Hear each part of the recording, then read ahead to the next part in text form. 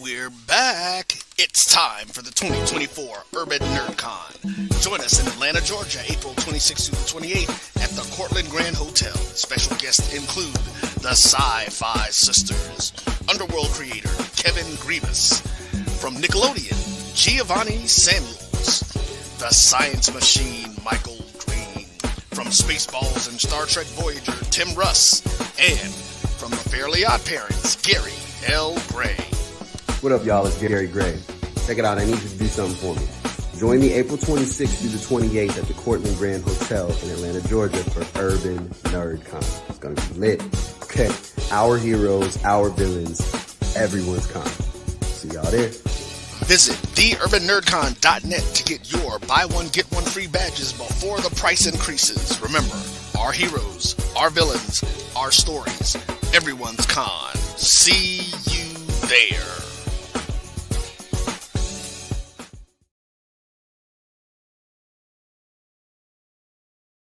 But my beats, they are hard.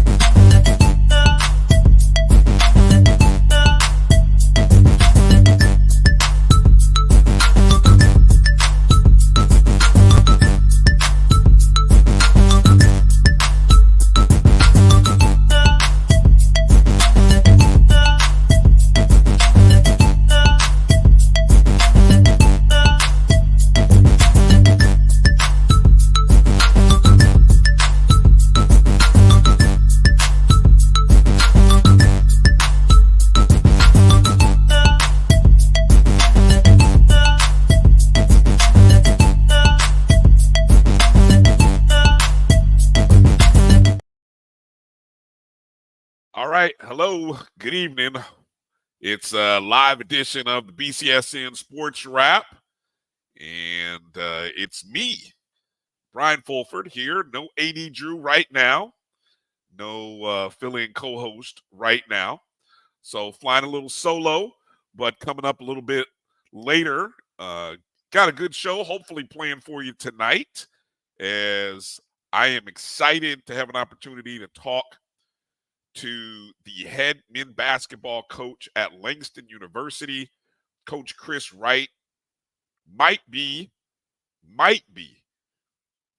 the best basketball team in HBCU basketball, regardless of classification, division, conference, level, whatever you want to say. It might just be the Langston Lions. And so we're going to get a chance to talk to Coach Wright. The Lions won their second SAC, that's the Sooner Athletic Conference title. I think it was last week or earlier in the week when they won it. And then, Coach Wright was a National Coach of the Year last year. I know, Carlos, very controversial statement. Already, exactly. Very controversial statement. I see a couple of people already. That's how I want to get things fired up. But I said it. I definitely would put Southern University right there at the top. So, since it's me for a little bit by myself, I'm going to do that to kind of hype up the Coach Wright appearance. Dealing with a little nasal thing. So I don't know how this is going to go. I don't know how this will last, how long this will last with me sneezing, or not really sneezing, but just the whole, when you're trying to talk with a sinus thing, it doesn't go very well. So, and then in the second hour, I think Drew might join us if Drew is in a stationary spot, but also I'm trying to work on a good friend of the program, Kelvin Carter, joining us as well. Exactly. AD must be driving somewhere in the back roads of Georgia. You got that right, Blue Jacket for life. That's what he does these days during this time of the year. But I'm glad to be back on with you guys. Thanks for hanging out. We try to, I don't know, somehow we're going to try to find a regular time, but I'm kind of liking this every other Sunday thing. I don't know, man. What I need is what we need is a producer. I produce a lot of this stuff along with Drew, but I feel like I need someone to help with the heavy lifting. So if you ever had an interest in being a producer of a show, podcast, whatever, if you got a sports love and a gene, maybe you want to help out with some graphics, story ideas, shoot me a tweet or hit me up on the email. I don't know which email do I want to give out. Probably my name at jbn.com. Let me see if we've got the banner here to run through the show. There we go. Put that up. You can always definitely hit me up on Twitter. You can always find me there on X, I guess it's now called. So how's everybody's weekend going? Do me a favor. Let me hit me up with a let me know where you're watching the show from, where you're at. I see a lot of the HBCU family where you watching the show. I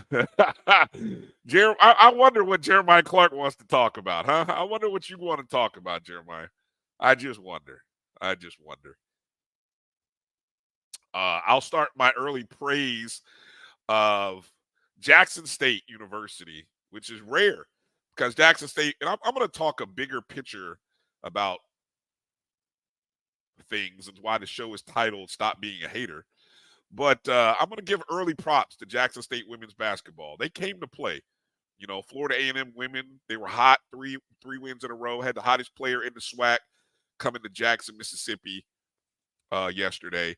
And they showed up for 4 quarters, which I don't think Jackson State has done a whole lot this year in terms of showing up all 4 quarters. And look, when you're a good team, sometimes you take quarters off, you take moments off. But they played very well. Now, FAMU did not shoot the ball very well. Look at the statistics, the free throw shooting. The numbers were ridiculous. But all that favored Jackson State. And, Jackson State women walloped FAMU 71-44. Well, the game was won at the free throw line. Statistically, Jackson State didn't awe me. They shot just as poorly from the 3-point line as FAMU did. The field goal percentage in total wasn't that much different, but the difference was at the free throw line. And so find ways to win. And yes, Jackson State held FAMU to 44 points. It makes a difference. That's why JSU is unbeaten. That's why they are tier 1. And then there's everybody else. Yeah. Just like this past year in football, you saw there was FAMU football, tier 1, and then everybody else in the SWAC was kind of tier 2. That's how it is in women's basketball. Now, as we saw last year, maybe in the tournament, somebody will catch them, just like what happened last year. Because that's where things happen. Somebody slips a little bit, and that's where things happen. So, yeah, let me get to a few quick mentions. So yeah, Jeremiah, I wanted to give you that few props there early on. Lawrence, thank you for coming in. Shout out to and congratulations to Florida A&M women's and Texas Southern men for winning the SWAC indoor title. I think Texas Southern men pretty much won it yesterday on day 1. I think given the total of points, I mean, they just separated themselves on day 1. They for the women though, very dramatic. I mean, I've been watching pretty much the last 3 hours on the SWAC Digital Network. Shout out to the SWAC Digital Network. They get beat up on by HBCU Twitter for their broadcast or lack of broadcast and all that kind of stuff. But man, I really enjoyed the indoor track and field championship coverage. Good friend of the show and the network, Mo Carter, did a great job. Unfortunately, I don't know the coach that was doing the broadcast with him, but great commentary throughout. So congratulations. So great commentary there, and really enjoyed that.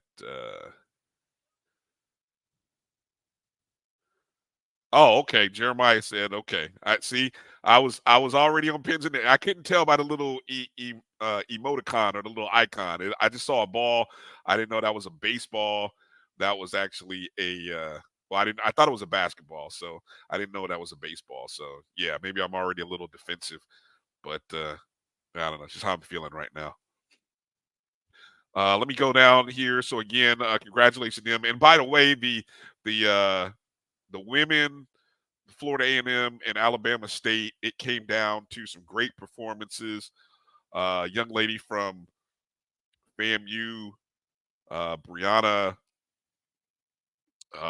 Let me make sure I get her name right, because I know I tweeted it about a dozen times. So the fact that I would even miss a little bit on her name might be a little bit embarrassing here. Brianna Brown Marshall, women's high jump. She cleared 6 feet.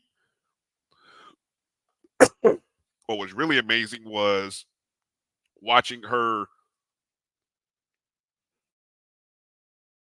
on the run up to 6 feet, and how easily she was clearing the pole, or the bar rather, on the run up to that 6-foot mark.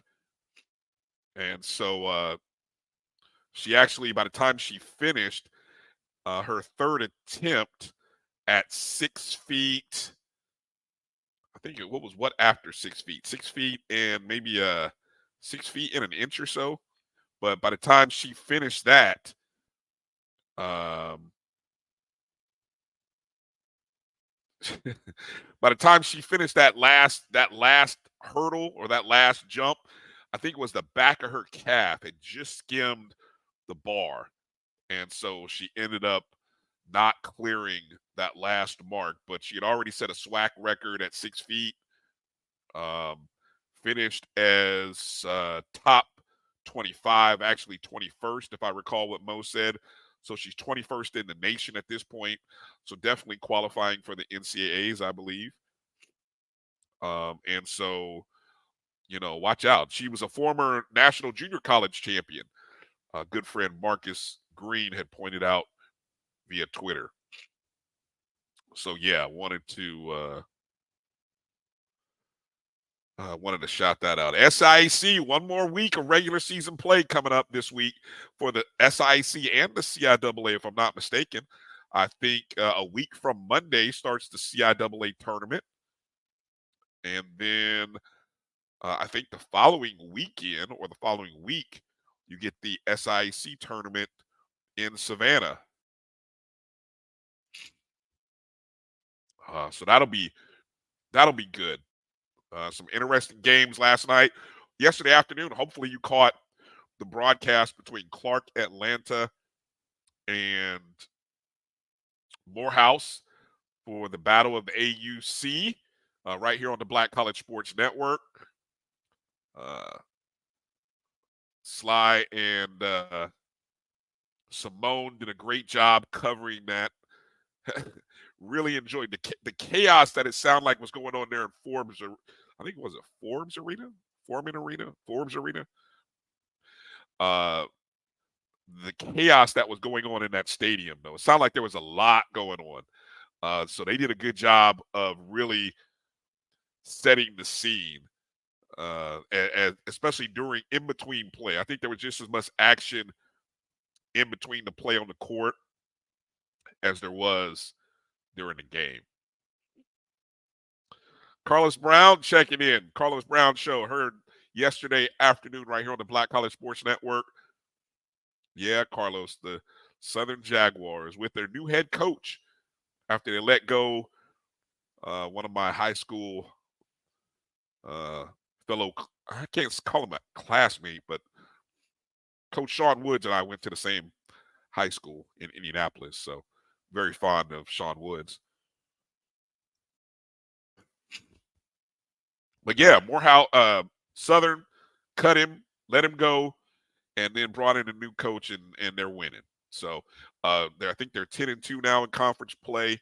Of course, Southern with two of the biggest upsets in the non-conference, and so they're playing really well right now. And interesting discussion that Drew and I will have a little bit later. If there was an HBCU national tournament, national invitational, just an 8-team national invitational, let's just say Division I, would Southern be the top seed, or would Norfolk State be the top seed? I think those are your top two teams in Division I. Who would you give the number one seed to in an 8-team field? Let me do a few other shout outs as I see some folks coming in. Of course, Karen Griffin, looking forward to that Langston interview with Coach Chris Wright coming up here at the bottom of the hour. Mary 305, good to see you. Happy birthday, Mary. It's your birthday. It's your birthday. It's your birthday. I'm not going to do too much singing here, Mary. My voice, if I had a little better voice going on, I'd sing to you, but I don't know if that's a good thing or a bad thing. But happy birthday to you. Hope you're having a blessed day and a blessed weekend.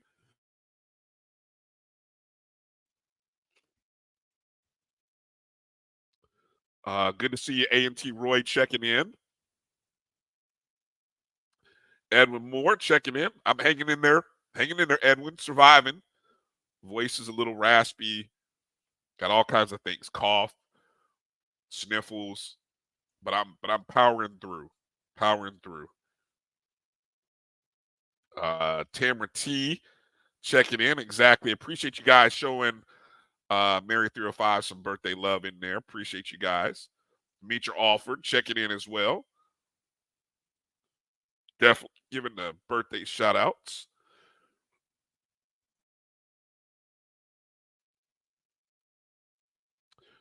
Let's see. Anybody else in here? Lawrence. Yeah, Lawrence, Mo does. Let me see. Mo has called football games as well. But, with his primary role as the sports director in Huntsville, Alabama, I think WZDX is the station. He doesn't always get a chance to get away on Saturdays because obviously in Alabama, football Saturdays are huge. So he usually has to be at a site or at a game.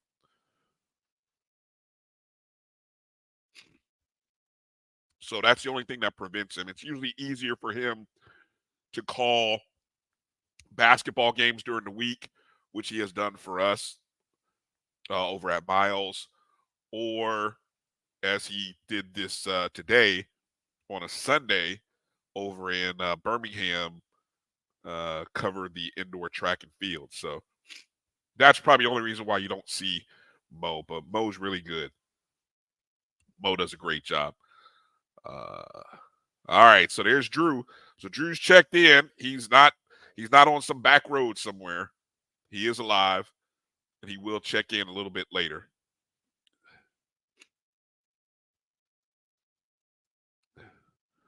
I won't disagree, Lawrence. Mo is good. Mo is good. Mo is definitely that guy.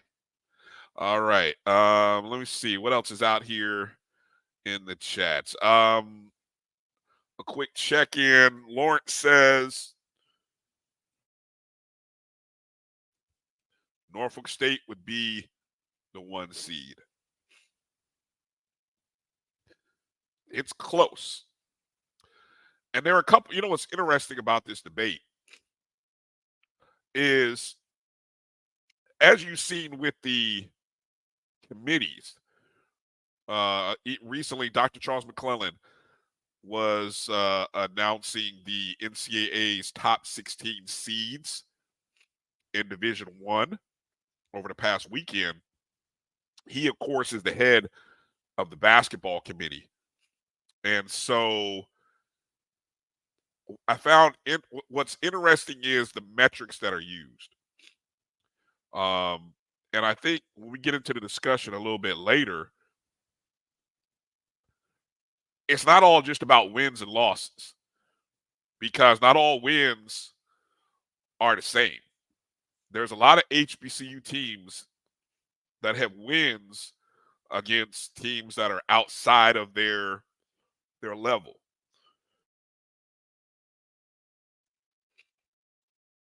And so that sort of gets counted against you. And there is something to beating a team ranked or rated higher than you. So I also think where you beat a team matters. For HBCUs, Drew, and this is a Drew thing. I won't take credit for this. Drew sees more value for HBCU schools winning conference games. And I get it, because we understand why most of our HBCUs play tough non-conference schedules. I mean, you can go down the list, and you guys know what happens with teams when they're playing paycheck games. I mean, how many of those games do you expect to win? Now, it's great when you see a team like Southern win 2 of them.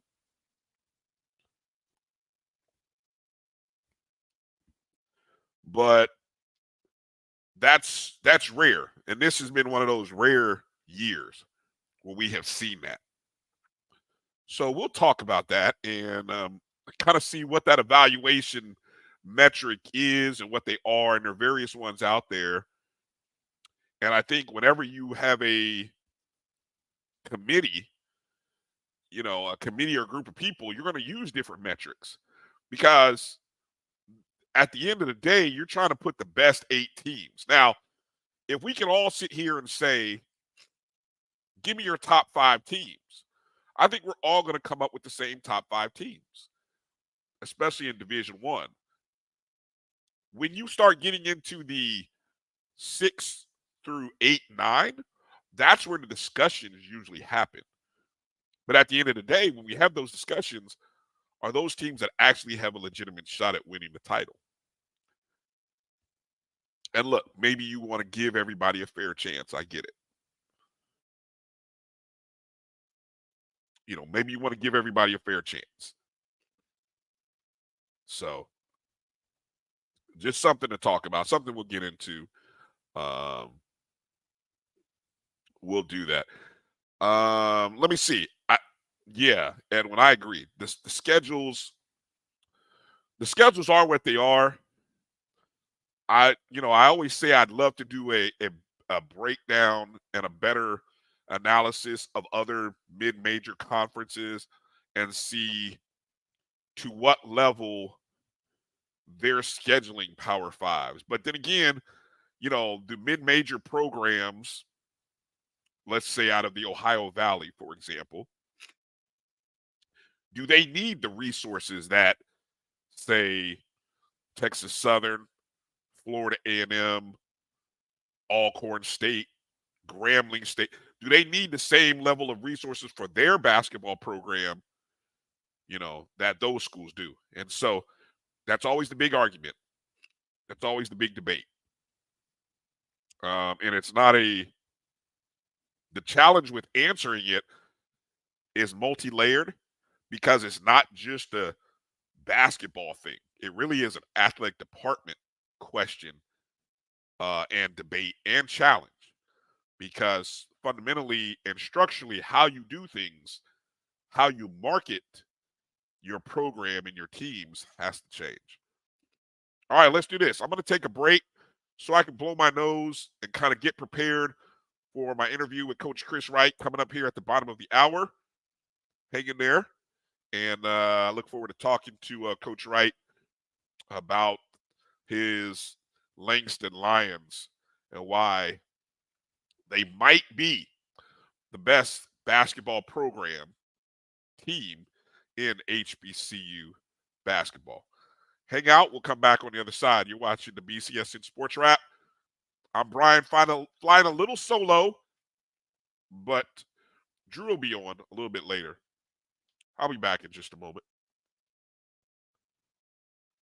It's never too early to plant the seed, to share the tradition, and instill a sense of pride in your HBCU with your little ones.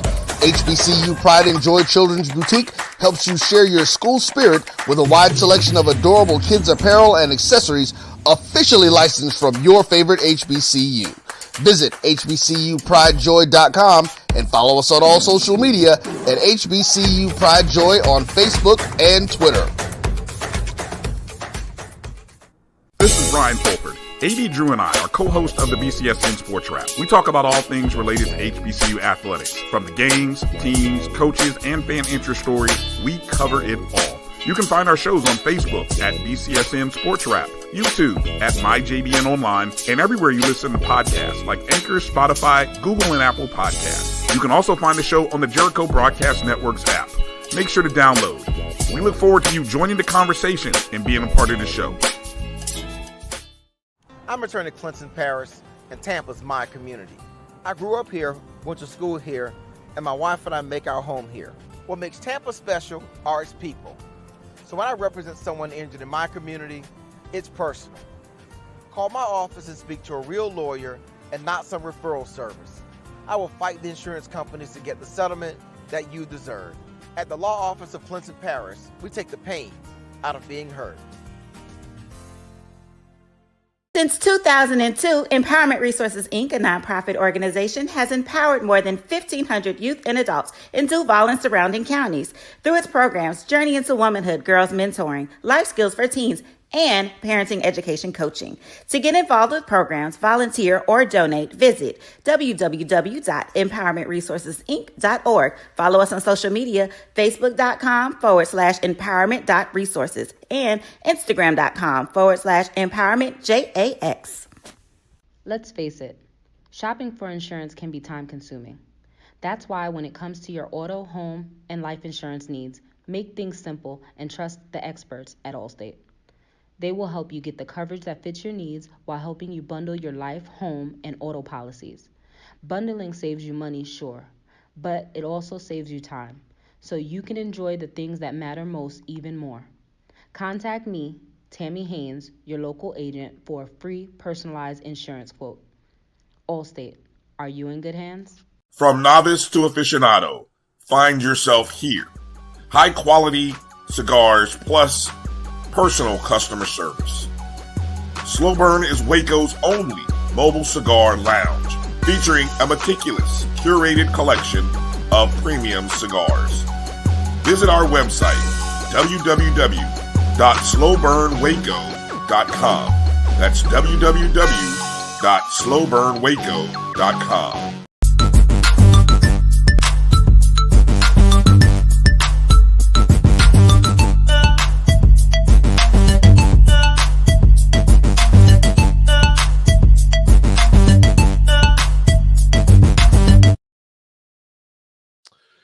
All right, welcome back to the BCSN Sports Wrap.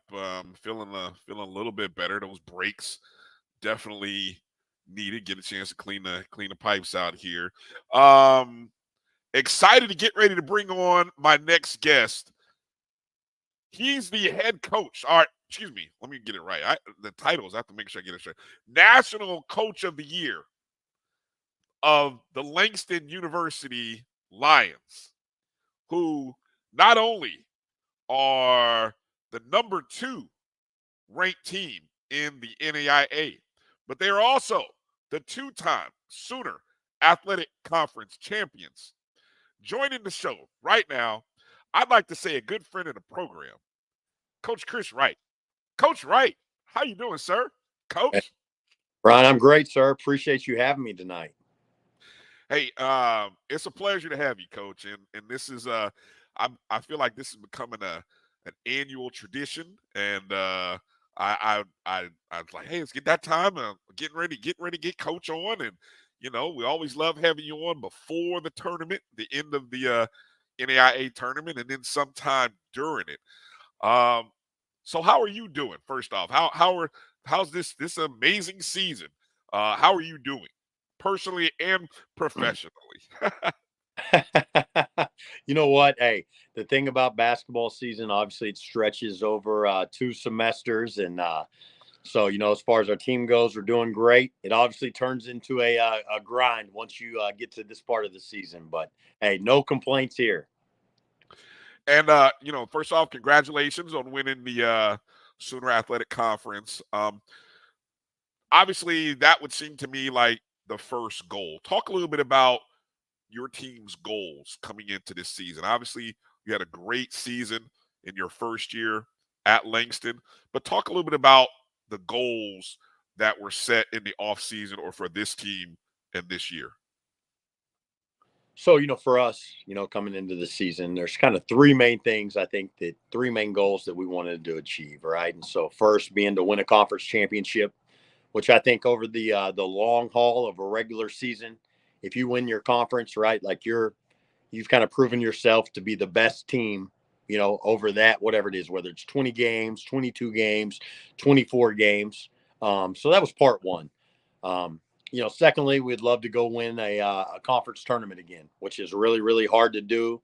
And then, of course, right, the big goal to cut down the nets the last Tuesday of March 26th for the NAIA.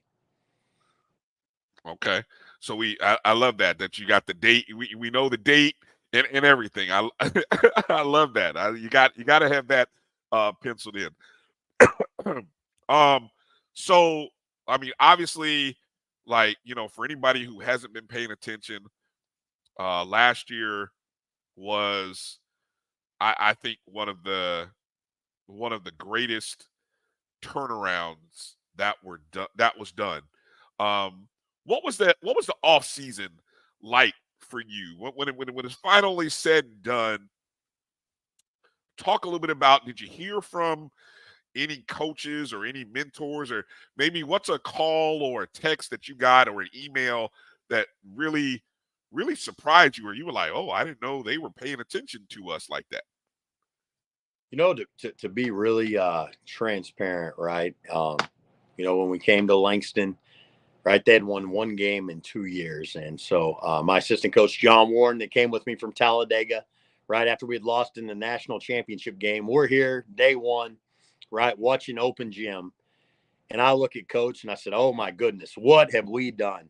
Right? Like, we just played for a national championship and I'm watching one of the worst open gyms I've ever seen in my life. And I'm like, oh, coach, all right, like, what have we done?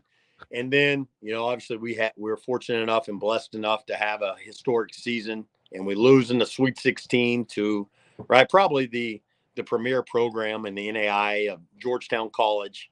And it was a hard few months, like looking back, I think, I was really, really depressed about that, right? That we had played for a national championship the year before. And although, we go 31-3, we fall short in the Sweet 16. And, it's taken me a long time to get over that. And so, I'm really appreciative of all the friends that I've developed over, 21 years of coaching college basketball that, I guess, kind of sympathized with me a little bit, and then my mentor, right, a guy, Jim Saya, that, I owe a great deal of credit to just for any success that I've had in my career. He called me and was like, Coach, you went 31-3, and I get losing's tough. He's like, but man, like, you're going to have to get over it, right? Losing, it's part of college basketball. You're not going to win it all every year. And so I think that's the best kind of piece of advice that I got. Yeah, that's only what they say, only one team is really going to truly be happy at the end of it all, but like you said, there are a lot of positives that you take away. Something that you just said there about, you mentioned losing to that program that you lost to at the end of last season, that Georgetown College. What and I felt like you had built the kind of program at your previous school that got you to the national championship game.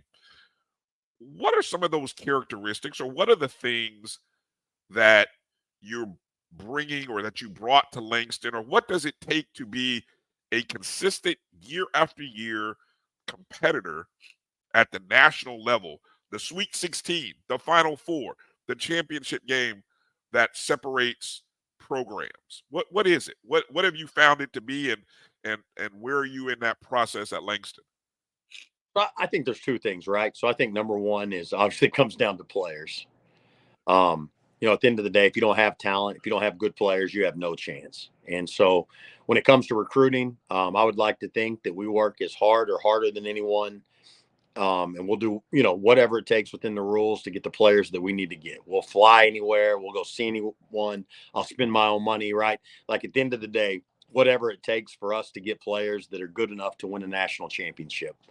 And then secondly, I think like culture is kind of a buzzword, I think in today's society and also in college basketball. But really at the end of the day, there's a lot of people that have really good players that don't win at a high level. And so for us, like our culture is very sacred. Like it is, our guys know that if you do something that's going to hurt our culture or ruin it, like you're going to pay a price. And so again, it starts with A, talent. But then B, I think having a set of standards and holding people accountable for those things. I get it. That's it seems like the winning formula doesn't seem hard, but it's hard to achieve. Am I saying that right? Because I mean, if I hear what you just said, and it doesn't sound hard, but it's hard to achieve. And there are a lot of people that I don't know whether it be shortcuts or maybe missing little details that trip up programs and trip up teams. So I find that fascinating. You didn't overcomplicate it. I thought you were going to give me like 4 different tenets or 4 different things, but but it's a pretty simple process. Yeah, no, I think it is, right? Like, as coaches, I know I tend to do this, right? We tend to overcomplicate things. And again, I think it's pretty simple, right? It's getting, right, a high level of talent and just getting a group of players and coaches to work together for one common goal. And it's a lot easier said than done. Talk a little bit about this roster, because as I was looking, obviously you did a complete turnaround from 2 years. Well, I don't know, has it been 2 years? But yeah, 2 years ago to last year's team. And then what was the turnover process for you? I mean, how many guys did you have to replace going into this particular season? So year one for us, we only brought one guy back from the previous season. Okay. And so, we knew it would be kind of a, and I don't like to use the word rebuild, right? But it is. I mean, at the end of the day, if you have a whole new roster, it's going to be a process. And so from last season, we lost 3 seniors that graduated and, had one, another guy that we did not bring back. And so even last year, before we lost in the national tournament, I knew we, thought we had a good chance to go deep. But I kind of knew that this was really the team that, just because we would have so many returners back and so many guys that understood what we were about and what was important to us to really have a chance to win the whole thing. Yeah. How does, and for people who may not be familiar, we always hear about things like the transfer portal and name, image, and likeness and NIL things that affect Division I. But what is that like at the NAIA level for your program and at your level? How do you deal with those kind of challenges that other programs have? I think the beauty of coaching, right, is I think there's a lot of different ways to do it, right? There's a lot of different ways that you can win, right? But there's also a lot of different ways that you can lose and not be successful. And so for us, we've always, wherever I've been, we've been pretty transfer heavy. We've always typically tried to get older guys, tried to lean more. We've been more of, I guess, a transfer friendly program. And so I joke with a lot of my friends in Division I that, like that now they're starting to kind of be like almost like an NAI. Like if you look traditionally at a lot of the really, really good NAI programs, again, I think they've been very transfer heavy. And so for us, and for me personally, I don't feel like it's right. It's been a huge adjustment. And so, I think, while there are challenges in college basketball at all different levels, I don't feel like at the NAI level, particularly, there's been that much of a change, if that makes sense at all. Yeah. No. I get you. I get you. All right. So being number two in the nation, I know, I know you're going to tell me the coach speak that we don't really look at those kind of things. We're focused on what's in front of us. Let me see what other cliches coach speak can I throw out? No, but I mean, no, but I guess for the people watching, what does being ranked and regarded as number two? Because it's a poll. It's not based on a ranking or a rating. Obviously, your wins and losses matter, but being highly thought of enough to be number two in the nation, what does that do for the program? How does that help the program? I think, even in the preseason, if you look where we started, right? Like, I think anytime you're ranked highly, it is it's a huge honor, just because those things, over time are not given. They're really earned. And at the end of the day, right? Like, rankings are great. They mean a lot, but, you still got to play the game. And so, I think we're very grateful to be highly enough regarded that we would, be ranked number two in the country right now. And, but at the end of the day, you could go into the national tournament ranked number one and never have lost. And, if you don't go win those 6 games, your number one ranking doesn't mean a whole lot. And so for us, it's a lot more, I think, about the process than it is about the result this time of year. And don't get me wrong, right? Like I'm very pleased that we are 25-1 right now. But, at the beginning of the season, that was never our goal. Like I would love to be undefeated, but we want to be playing our best basketball come March and do everything in our power to give us a chance to legitimately win a national championship, when it really matters. And again, I think you have to be really good, but you also have to have a little luck. There's a lot of Hall of Fame coaches, a lot of great players that never sniff a national championship. And so you got to be really good, but you got to get a few bounces along the way. And so hopefully we've done things right. Starting in August all the way up until now that, we can be the recipient of a few of those bounces when it comes time for that. Yeah. I got you. You said if nothing else, hopefully get you some games closer to home, or if not hosting some games when you get into the postseason, because all that stuff kind of matters. Let me talk about some of these young men, or have you kind of speak on a few guys. I know, as I'm just kind of going through the Sooner Athletic Conference basketball leaders, Anthony Roy, 6'5" junior guard from out of Oakland, California. One of the top scorers in the league, averaging 18.4 a game. Start with him, kind of talk about Anthony and just what he brings to the table. And then, maybe a few other guys that are really solid contributors night in and night out for you. So, man, Ant is he is extremely talented. Obviously, you mentioned his numbers. I think in conference play, he's shooting 53% from the field, 49% from three. I mean, he's 6'5". He's super athletic. He has NBA range from three. I mean, he's a Power 5 talent. And, when we thought we had a chance to get, Ant in our program, him and I had a long talk just about some of his past when he didn't necessarily make good decisions. And, I'm really proud of him, how he's grown as a person. I think he's a really good person. He has a really good heart. And, I've had 7 or 8 Power 5 schools He has a year of eligibility left. Hit me about him. And so, after this season's over, we're going to do everything we can to help him go back and play at the highest level that he can play at. But he's been phenomenal. If you look at his stats, but forget basketball. I'm just more proud of him as what he's done as a person and how he's grown. But he's as talented of a player as there is in small college basketball. There's no doubt about that. When you look at a couple of our returners, Teru Dean, our starting point guard from a season ago, I think, I think he averages about 10 points a game for us. Nothing that just pops off the stat sheet, but he's one of the best defenders in the country.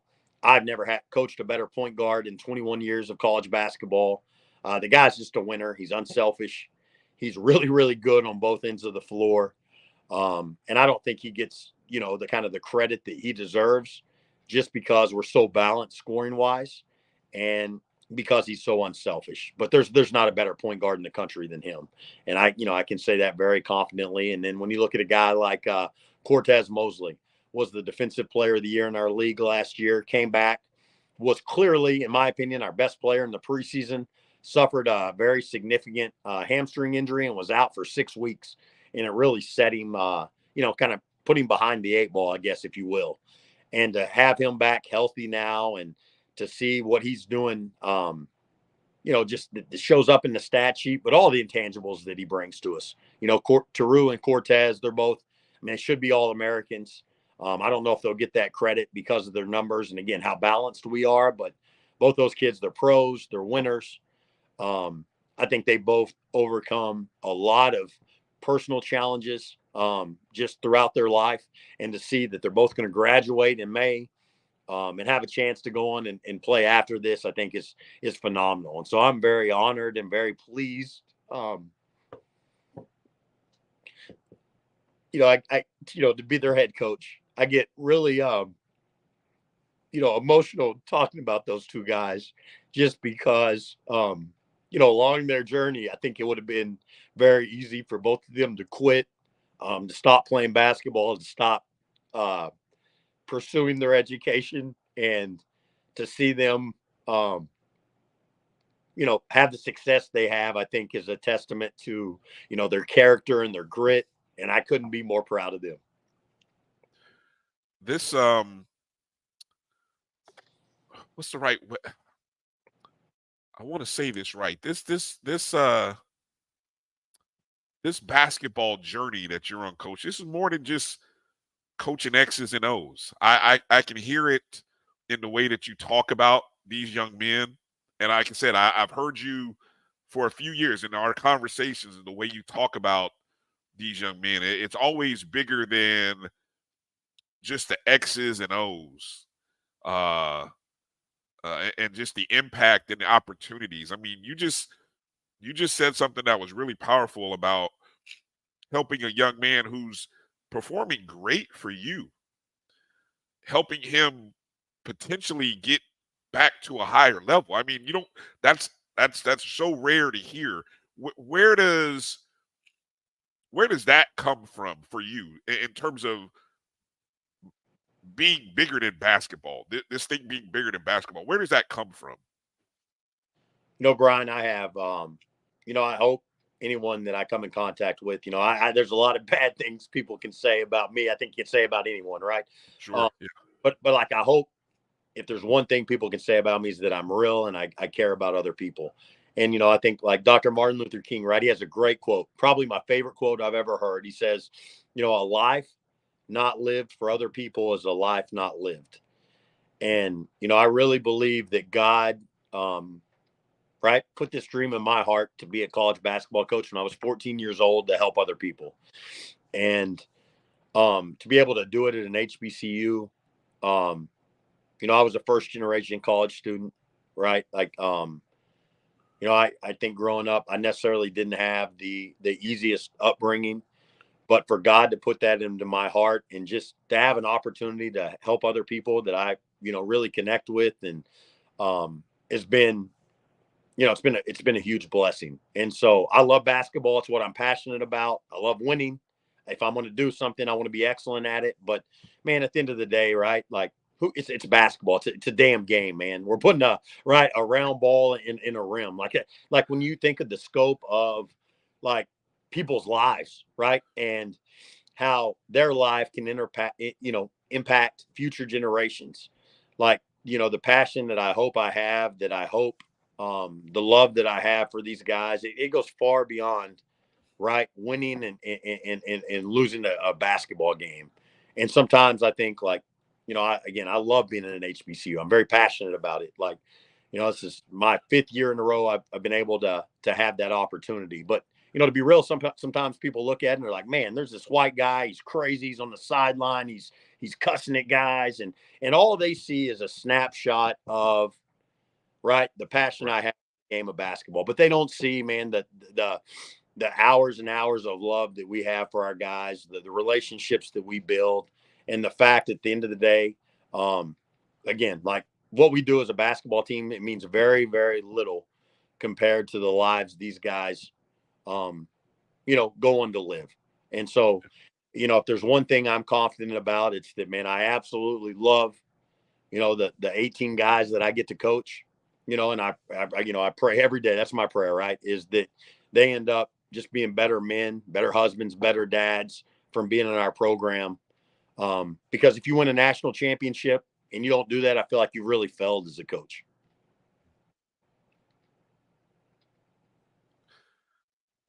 Coach, you got me. I wouldn't expect. We've had a lot of conversations, Coach. I wasn't expecting that.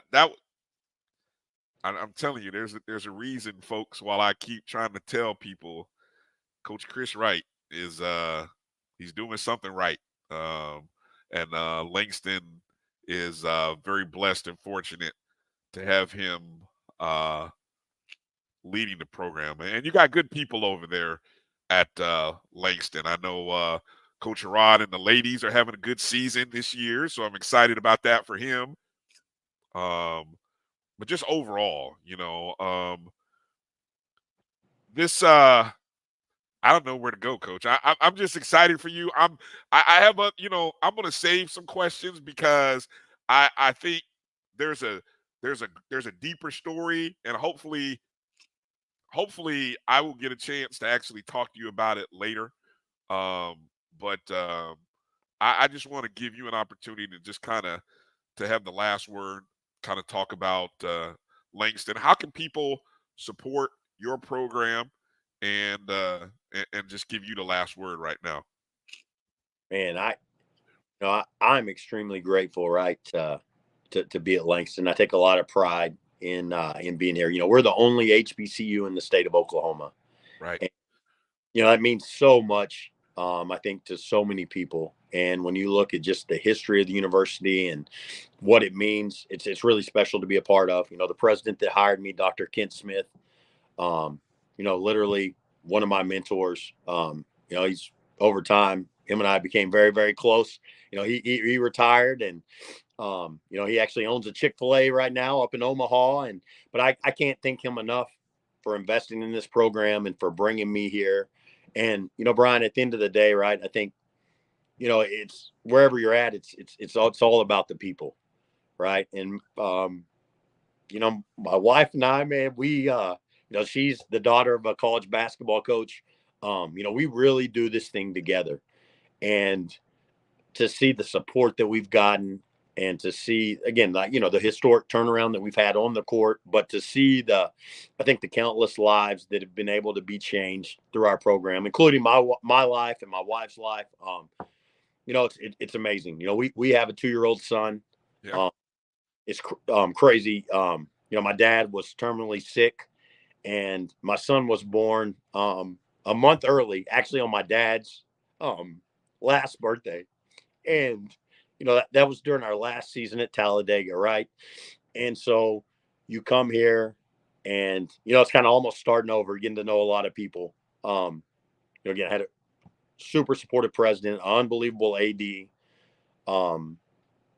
And to, just to be able to do life with a lot of people here, I think is really special. We learned, the start of the new year, our son was diagnosed with autism, and I think it really, and it puts all this into perspective, right? Again, like we've talked about it, and I'm sorry for getting emotional. I just, life's so much more, man, than basketball, and we love it. You love it. It's what we're passionate about. But I think that's really what God's taught me through our journey, going from Talladega to here. And I couldn't be more thankful for the life that we have and for the platform we have to share about HBCUs and to share about just the value of higher education in people's lives. And so I appreciate you having me on, and man, thank you for all you do for HBCUs across the country. We really appreciate it. Coach, you're one of my favorite people, Coach. So I mean, any time or anything that we can do to help promote Langston, any causes or anything that you're champion or behind, all you have to do is call. You have to call us, and we're there to support and help. So. Thank you for your time this evening. Thank you for your honesty and your candor. I find out something new every time I get a chance to talk to you. So I wish I was closer. I wish I lived closer so I could be there to shake your hand and talk to you more and give you a hug and pick your brain. But Coach, thank you for your time this evening. Continued health and success to the team going into the final stretch of the season, into the conference tournament. And I'm sure we'll get a chance to talk again before you guys make it too far down the road in the national tournament, okay? Yes, sir. Hey, it's always great talking to you. I really appreciate you. Yes. And AD, even though he's not here, he says hello. So I know he does. So, all right, Coach. Hey, have a great night, sir. Thank you. All right. Take care, Coach. Coach Chris Wright, ladies and gentlemen. That one of the top coaches in HBCU, in NAIA, in college basketball, and he might have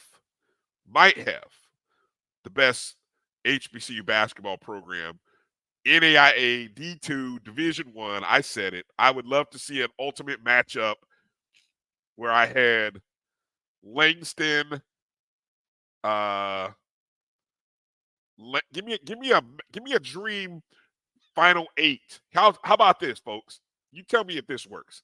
A Final 8 men's tournament that look like this. Give me Langston. Give me Winston-Salem State.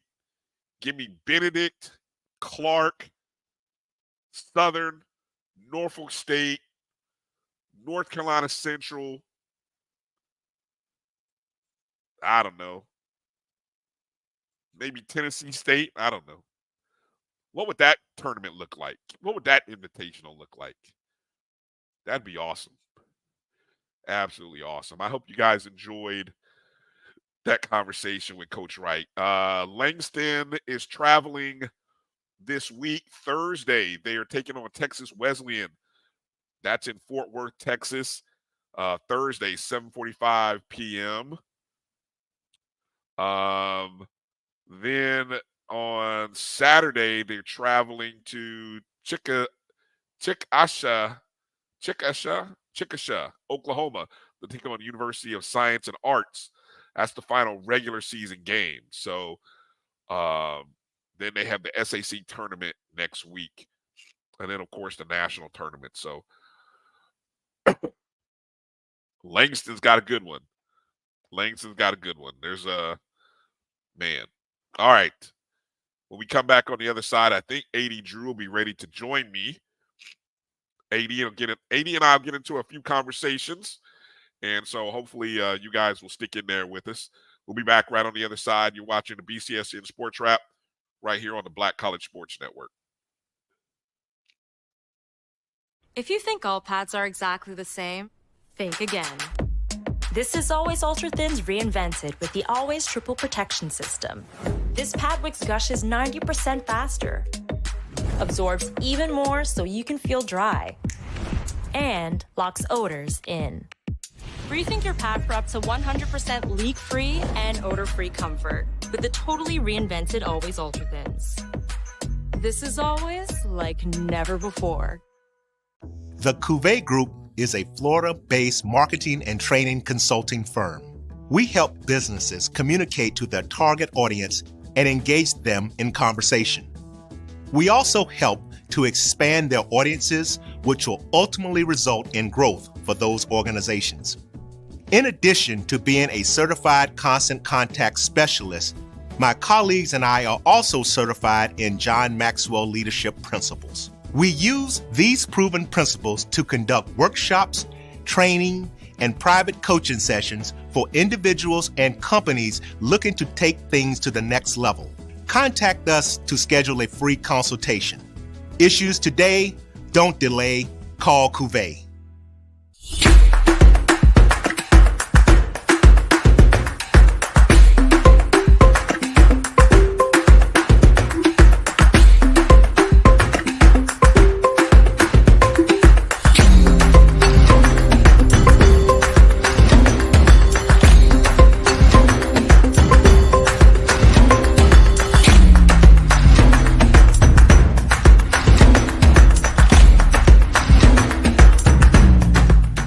Looking for the latest information on Southern University sports, the Southwestern Athletic Conference, and HBCU athletics, there's only one place to go. Tune in to the Carlos Brown Show, exclusively on the Black College Sports Network.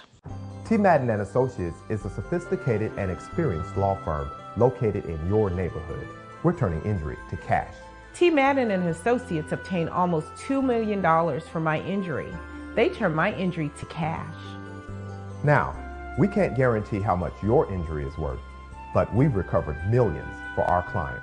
Call T. Madden and Associates at 833-PAID-123. That's 833-PAID-123.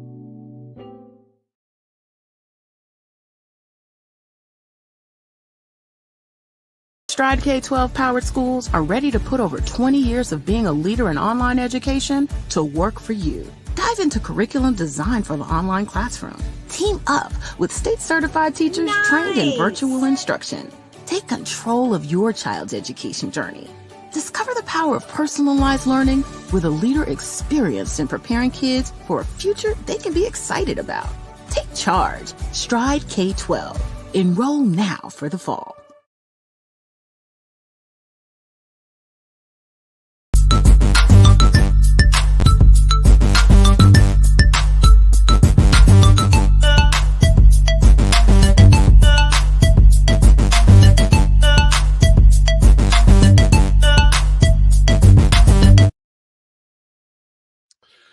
Well, welcome back to the BCSN SportsWrap. Look who it is. It is none other than my co-host, Mr. A.D. Drew, who for some reason have us as the show on in the background. No, I don't know what he's got on in the background. Drew, how you doing That's tonight? our previous show. That's our previous show, man. Previous That's on show. in the background. Yeah. Okay. And remind me never to be late again so that I never have to follow up an interview with Chris Wright like that again. Bro, we've had Coach Wright on a few times. And the passion is what I love, but I think he, when you have, I'll tell you what, I know for a fact, and you know this because when we both coach, when you have certain players that have a story and you relate to really watching those kids achieve something, it really gets you every time you talk about them. And I think that's what happened. It was totally unexpected, I think, I wasn't going anywhere with the questions. Well, Brian, you and I have coached long enough, and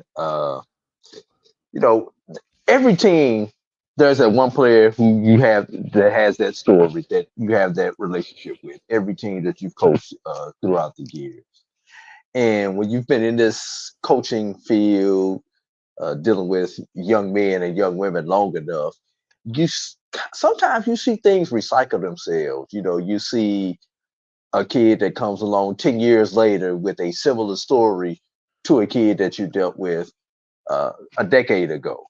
And sometimes you have a good story to tell that kid who's going through a similar situation. And sometimes you have a bad story to tell that kid who's going through a similar situation. But it's one of those things about coaching. Outside of the thrill of competition, the adrenaline rush that you get when you're competing, which is only next to the adrenaline rush that you get when you're playing, that's probably the most enjoyable portion of the coaching field. So, and Edwin, I'm on the road, baby. That's why I don't have that normal backdrop, man. Hey, I was just looking here for those who aren't familiar, and I didn't get a chance to talk about the resume, but the Coach Wright resume over the last, now this is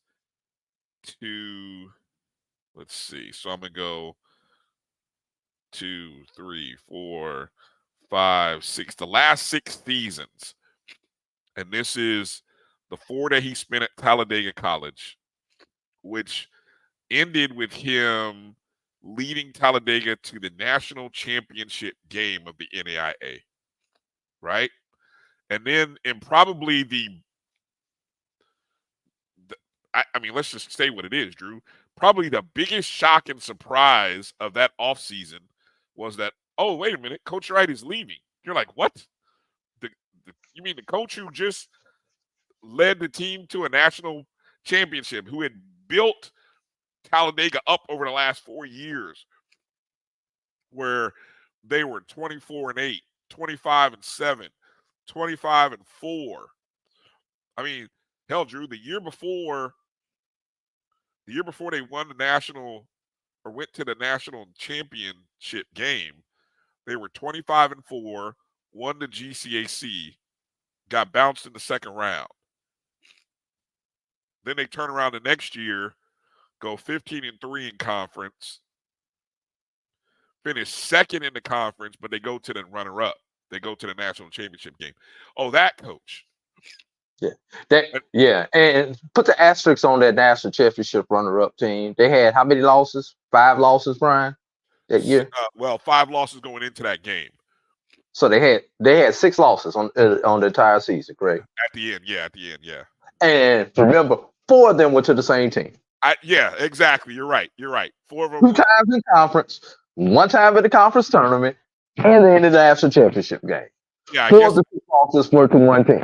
Yeah, I guess we should put an asterisk definitely and say, yeah, you lost. You were in the conference with the toughest team in the nation. So it is what it is. And so then he, like I said, then he goes to Langston, turns around a team that had 1 win over 2 seasons. They go 31-3. This year they start out, I think they had something like a 19-game winning streak before they lost. Yeah, like 19-0, something like that. Still 18-0, 19-0. Yeah, still number 2. And I've got to say this before we move off of the Chris Wright subject, and this is HBCUs in general. They say once you go black, you never go back. And in this case, I hope that is so, because we have a talented coach coaching in our HBCU ranks. And I'm not talking about the fact that he's a white coach coaching HBCUs, but the fact that we have a talented coach.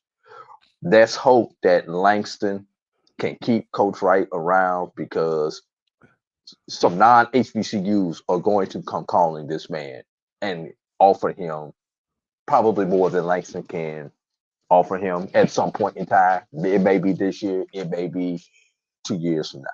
Let's hope that Division 1 HBCUs you're going to be calling. But something? I wouldn't be as mad if he went from a Langston to a Division 2 or Division 1 HBCU, because he's still in the family. Yeah. But I don't want to see a coach with that type of talent go outside of the HBCU family. We're starting to see, and I'll just say it, like we saw our coach Willie Simmons left the HBCU family to go to a non-HBCU for a perceived better opportunity. I hope it does turn into a better opportunity for him. But I hope that we can keep the talents of a Chris Wright around HBCU basketball, be it at Langston or be it at another HBCU, because we need that type of talent. We have that type of talent, but we need to keep that type of talent in our own diaspora. Well, you have to appreciate that kind of talent from an administrative level. I mean, we know the real reason Willie Simmons left. It wasn't all because he sought higher aspirations, which he did seek higher aspirations. But we understand, you know, everything wasn't what it should have been from an administrative level. Wasn't peaches and cream. No, the lack of appreciation, the full lack of appreciation will come out in time. But we know enough over the past 2 months to know that it wasn't what it should have been. Okay, yeah. So that is the big challenge now, because there are great coaches. I mean, you know what, we could do a excuse me, we could do a HBCU coaches under 50, under 45, and I bet I might be dating. But let's just say there are some great young coaches in like Robert Jones over at Norfolk State, Lavelle Moten, North Carolina Central. I'm just spitballing two names. Kenny Blakeney over at Howard. I mean, Wright is in that mix. I mean, there are coaches who are doing a great job, and that's why we consistently see and talk about their teams. And there has to be levels of Fred Watson at Miles, yes. Alfred Jordan at Clark Atlanta, right. A couple other names I want to throw on that list. They're the resources to keep those coaches, you know, because I think what has to, and here's what's so impactful about what he's doing at Langston. Them being number 2 in the country matters. Okay, because it's a place that most HBCU programs don't find themselves. Like, I love the fact that Benedict still remains in the top 20 in the nation in the D2 rankings. You know what I'm saying? All that matters because it just matters. I can't say anything now here's the question, Brian. Yeah. Is Langston, with their record and everything they've done, are they number 2 if they're in the HBCU conference? Number 2 what? In the nation. Are they number 2 in the nation if they're in the HBCU conference? And I'm gonna give you the one to look at. Tougaloo last year. Yeah. And like I said, this is no disrespect to Langston, but this is disrespect to our HBCUs. Well, I guess. Well, I should say HBCUs being disrespected. You're getting into the great debate and question about what conferences, how conferences are rated, what conferences do outside of their conference, you know. Hell, Tougaloo beat every NAIA program they faced last year until the tournament.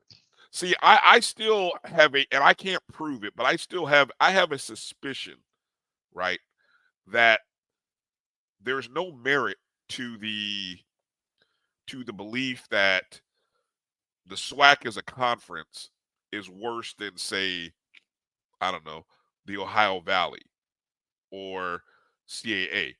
And only reason I say that is because compare it to, like, who are the CAAs playing? Like, if we're talking basketball, how many conferences are there? What is it, a Power 6 in basketball? You got that, then you got another tier of 6.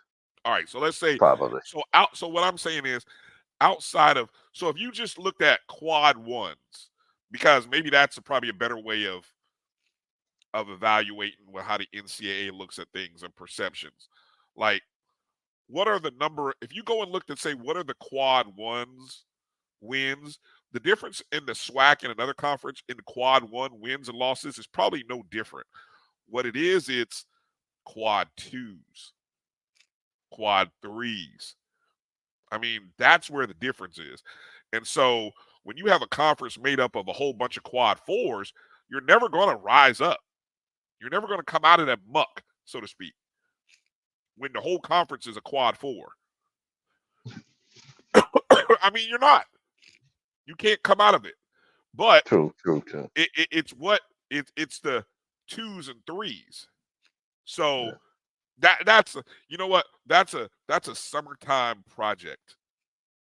When it's all said and done, Drew, is to look at and say, what are quad 2 and 3 wins for that conference versus the SWAC or the MEAC. You know what I'm saying?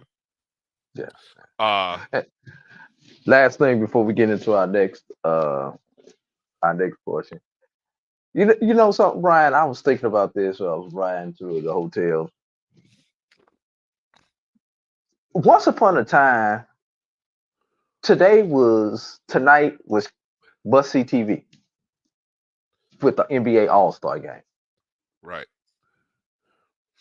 Now there's nothing else on TV but this. It's kind of how it is. There was a point in time you wouldn't miss the slam dunk contest. You wouldn't miss the 3-point shootout. You wouldn't miss any of this stuff. I don't know about you, but me, it's kind of, I'll tune in and watch it at some point in time. Or watch the replay tonight. But the All-Star game has truly lost its luster to me. Yeah, I think all of them have lost their luster to me because, well, let's just keep it real. Football no longer has a legitimate. Actually, you know what football did? Bless you. What football does is actually probably the realest and most honest thing that they do is the way they structure it. So we're just gonna do competitive games and flag football. Because that's all the Pro Bowl had turned into anyway. If the NBA wanted to keep it real, you know what they would do is they, instead of trying to play a 5-on-5, play some 3-on-3s. Play some 3-on-3 games where it's a faster, like, here I'm gonna get in trouble. Like Big three. There's a. Yup, can't do that. Can't do that. Can't do that. You have Ice Cube. I got a better one. Instead of East West or Team LeBron versus Team Steph or whatever, however they've been drafting the teams in the past. Why not go USA? This year they went back to East West. But why not in an Olympic year go USA against the world? Ooh, you could do that nowadays. You could do that in an Olympic year. Is this an Olympic year? Yeah, this is an Olympic year. Oh, that would have been. Hey, look. I mean, you have a team with Giannis and Jokovic, and so you could have Giannis, Joker, Luka. Who else going. I'm sure you got somebody from Canada. Right. You'd have put Wemby on the team just because. On the team just because, exactly. Yeah. There's 4. That would have been really interesting to do. And they could have played whatever the dream team will be for this year, or the potential dream team. Hockey has done that. I think hockey has done that. The way that the idea that you have. Yeah, I know hockey has done it. Hockey has done it, and but they seem to embrace their international game, the way the international structure is set up. Well, there's probably more internationals in the NHL than any other of the other major four sports. Yeah. Baseball is probably still the I would best. love to see it in baseball too. I think you could do it in baseball nowadays. You could. There's enough international players, but I also think it would be well, would it be heavy? It would be heavily skewed towards It would be heavily Dominican. the well, not just Dominican, but the Latin. It'd be heavily skewed. Yeah, the Latin America. It'd be heavily skewed where maybe you'd have a few guys like Shohei or some Asian ball players. Maybe a couple of Canadians. Maybe a couple Canadians, right? Yeah, but I was just it's funny you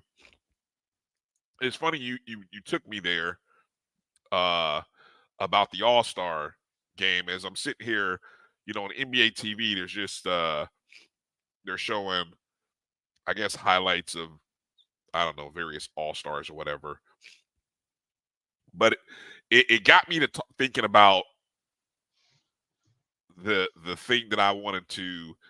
I thought I was going to open the show with this about where did this culture of being a hater came from, and why we're just sitting, we're just over congested with this, with everybody being a hater. I really. So here's what I'm saying. Okay, right? Last night this happened. Right. Mm-hmm. Steph Curry versus Sabrina Ionescu. Now, yes. this was supposed to be, right, some NBA mergers with the WNBA, the two best. It was fun.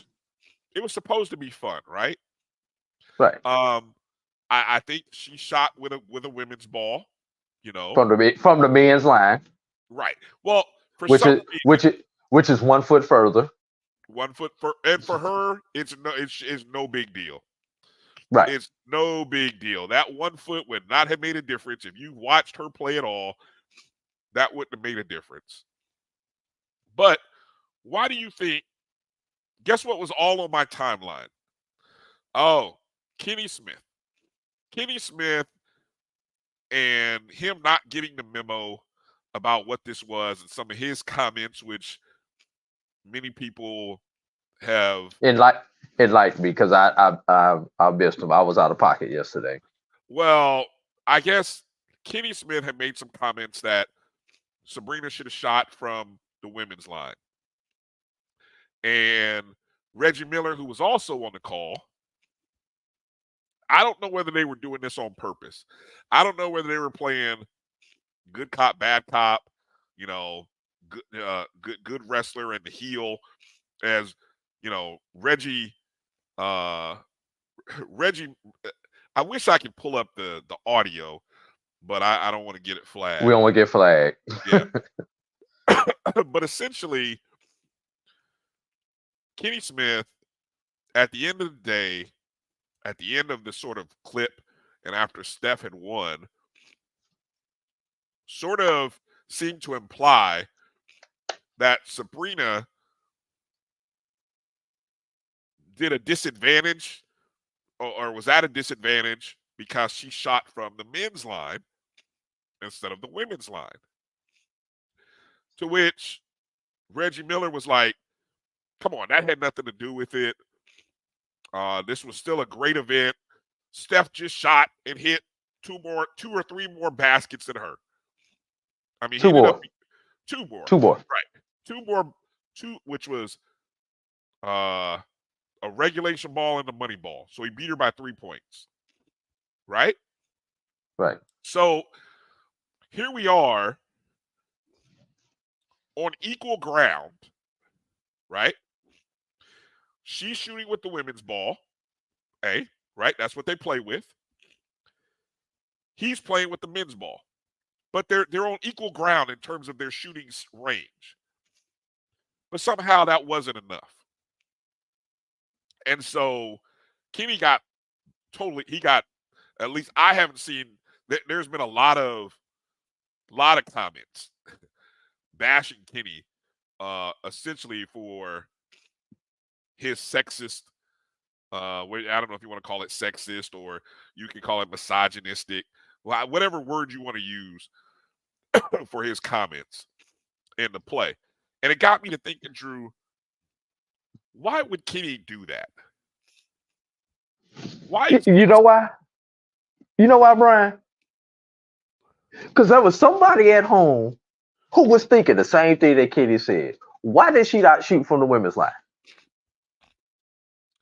Would that have really if she had shot from the women's line, then there would have been another debate. If she beats Steph shooting from the women's line, saying that the only reason that she won was because she shot from the women's line with the women's ball. Exactly. So there was no win in this. They did the best they could to even the playing field. We're going to shoot from the men's line, but we're going to allow you to use the women's ball, which for those who don't know, it's a 28.5 versus a 29.5, and is a couple of ounces lighter than a men's ball.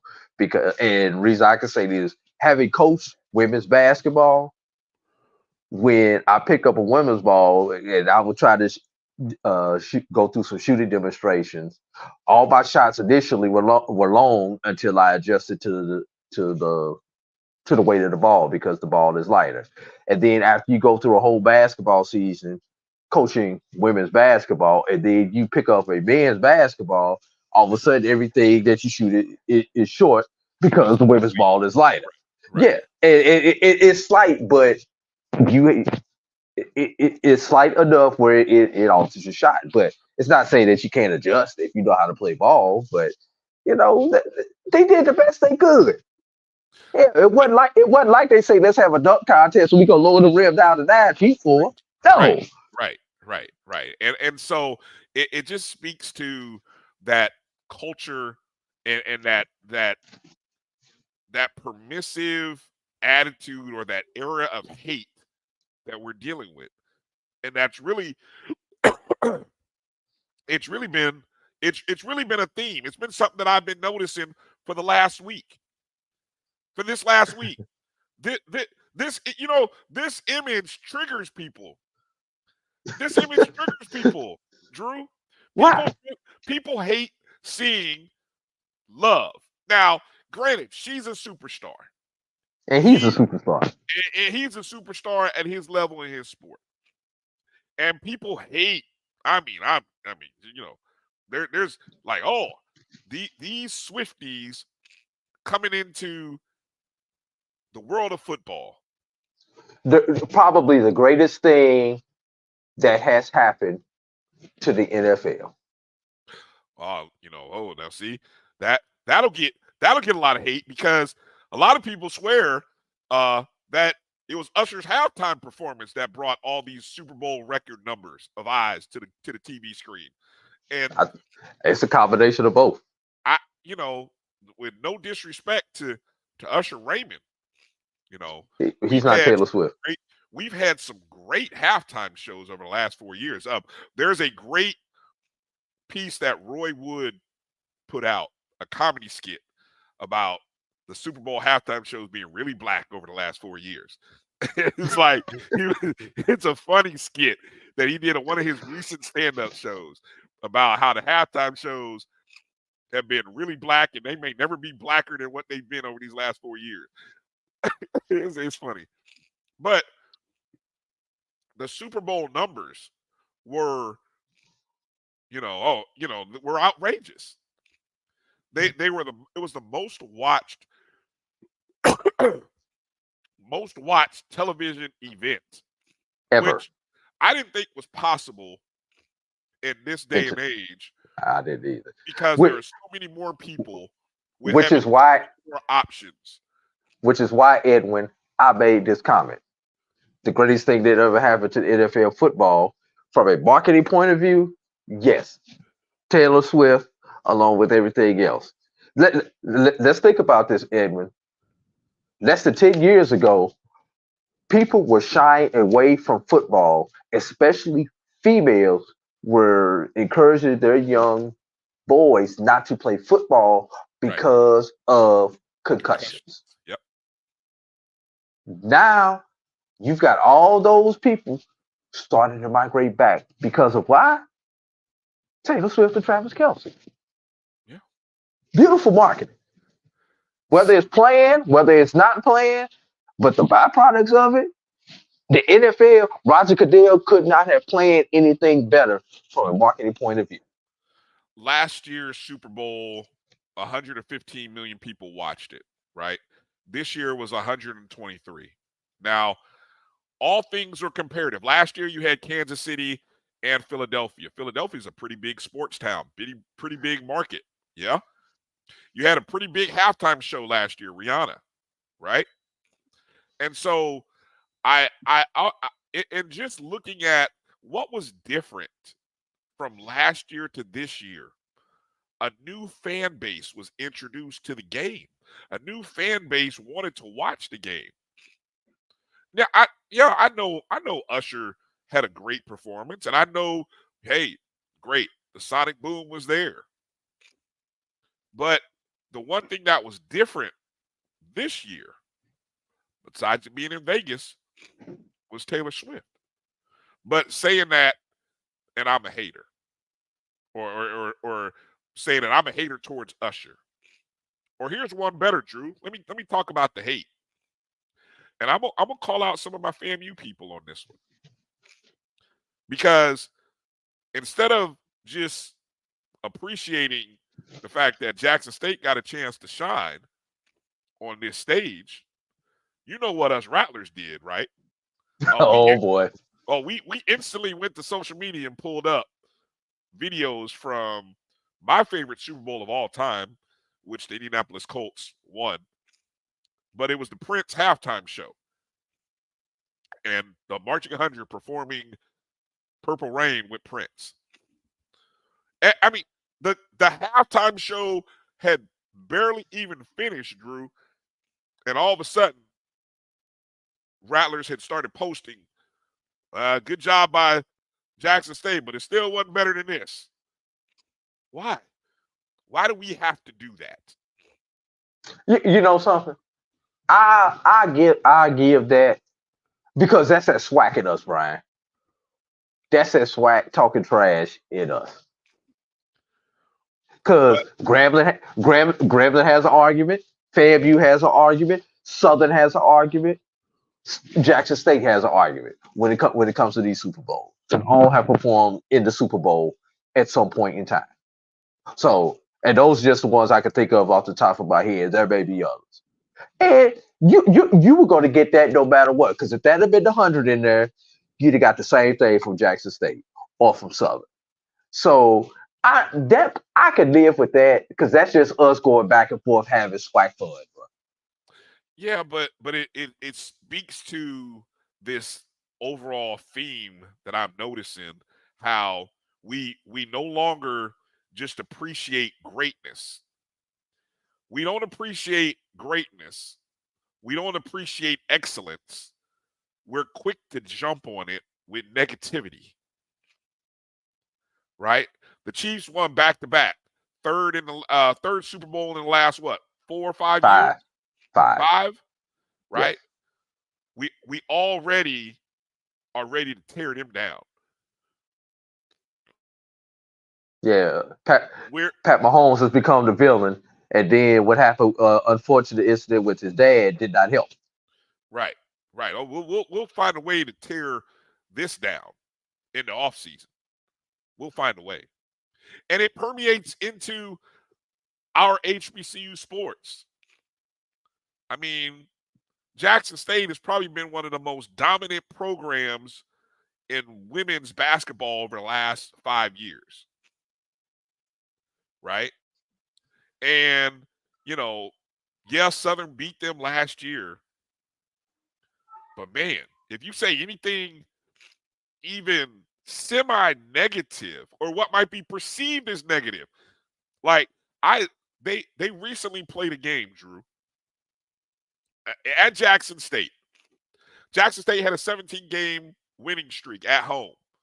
Southern was the last team to beat them, last SWAC team to beat them, right? That shot right there. In the second, I think first half, maybe halftime, third quarter, somewhere in there, I sent out a random tweet just watching the game or watching the press, watching the scores, and I'm thinking, Southern's up 10. Middle of the third quarter. What would you normally do if it was any other big game where the top-seeded team was down 10 mid-third quarter? Upset alert. Just telling people, hey, get to your TV, something you might want to watch. It might happen. Never said it was going to happen. I just said upset alert, Drew. Wait, you're right. But oh man, I tell you, you know what that did to JSU Twitter. Holy shit. JSU Twitter found a way to keep receipts. And of course, after Jackson State made a great fourth quarter comeback to win the game, I was suddenly everybody's favorite quote tweet. Why? Was I being a hater, or was I just reporting on something that in the moment was, hey, pay attention to, get to your TV sets, get to your radio? I see, Israel. Why did I deserve that? If you would have said that in Israel, you would have said that any other sport where the top team was down at home to somebody at that point in the game, you would have put upset alert. I wasn't saying it was going to happen. I was just saying, hey, there's a possible upset, to be on alert. But because we're so conditioned to be haters, we react negatively. Oh man, talk about the hate. We want to be haters. Let's be haters. Two of the you go look at statistically at what this team did over 2 years at Jackson State. This was one of the best runs in black college football, in SWAC football. Love that picture of Tracy, though. I love that Tracy smiling, though. Beautiful woman. Beautiful woman. That's why I use that picture. But we had to hate on Jackson State in the end because we didn't like how it ended. Oh, man. Talk about the hate. Well, that was hate amongst people. Hold on, Brian, before you even go any further. That was hate amongst people in that picture with each other, first of all. Little did we know. Forget hate. Little did we know. Little did we know. All right. Outside of everybody in the SWAC hating on FAMU at that moment, right? You rooted for our demise. So I guess as Kelvin Carter joins us, hello Kelvin. My imagery that I bring up is stop. Can we find a way to stop being haters and find a way to appreciate greatness and excellence in the moment? Or have we become, because, and I'm going to take it here culturally here, have we been so excluded for so long, we being, that it's sort of ingrained in us that we look for the negative. That we look for the negative, that we can no longer just appreciate the positive and the excellence, but we look for the negative because we've been denied the excellence from the 40s, 50s, 60s, 70s. It was denied us for so long that now, in an era where we can be celebrating more, we probably hate more than we celebrate. Bryan, I just got, before we jump on, I got one more level of hate I want to put out there then, since we talked about hate. Two things. Caitlin Clark, we know, just set the all-time scoring record for women in college basketball. And what we do the instant that came out? What we do? Oh, but I want to give our people some respect. Let's go with Patricia Hoskins from Mississippi Valley State, who right now I believe she's going to be like number 3 or 4 on the all-time list. 3,100 over 3,100 points in her career. Half of that without the 3-point line. Or non-HBCU, but still not recognized by NCAA because she played college basketball before it was sanctioned by the NCAA. Lynette Woodard, who Caitlin Clark still has not caught yet, with 3,649 points without a 3-point arc. So you're showcasing and great illustrations of my point, because we didn't know who those two individuals were from a historical context. Now, the reasons why, I mean, look, I don't know why. I mean, we know why, but this day and age, there are enough outlets that could have made us aware of her. But anyway, we weren't. We aren't. So now what we do is we turn that moment for one thing and one person into let me remind you about this historical thing that you guys never really knew about. So that goes, I mean, it's no different than when you look at a all-time college football coaching wins list, and Eddie Robinson is not on 90% of those lists. It's no disrespect to the other guys. It's let me not let y'all forget about these people over here. Like them or not, they have done it. It's why no one talks about John McClendon when they talk about Coach K passing all these records. You know, all the other great African American coaches who couldn't even coach against. I get you, but see, that's I'm sorry. No, but you're this Black History Month, y'all. This Black History Month. Well, I look, and I've got a whole other thing, but I'm not gonna get it. Man, Kelvin on here. Let's let Kelvin get in here, man, because we just took over. You had a chance to kind of hear my soliloquy or my thoughts about just this culture of hate towards excellence, or just hate towards things in sports. What's your thought on where it goes and where it's coming from, and just maybe even you want to get into the historical thoughts on it?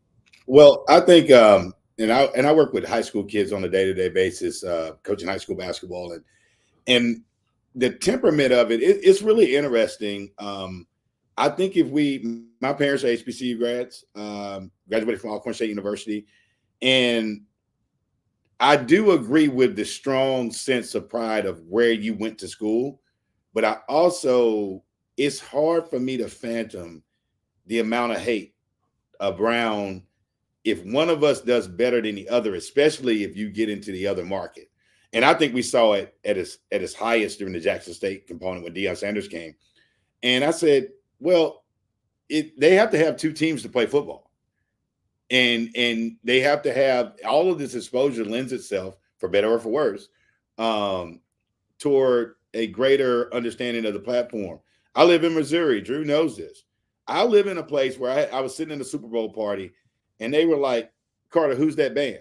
And when I looked at it, I said, that's Jackson State. They said, well, how do you know? I said, I know their style, but I know their colors. And then when I dug into it, kudos to a guy named Rich Fresh who did their uniforms. And somebody asked me, well, why didn't they wear their regular uniform? I said, you don't understand who Rich Fresh is because he's the designer for Usher as well. And he also designs custom-made suiting. And this was all a play around growing everyone's brand.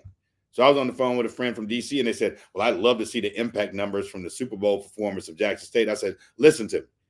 They might not want to disaggregate the data, but they're going to get more kids that want to try out for the band for a scholarship. They're going to get more people that want to come to Jackson State.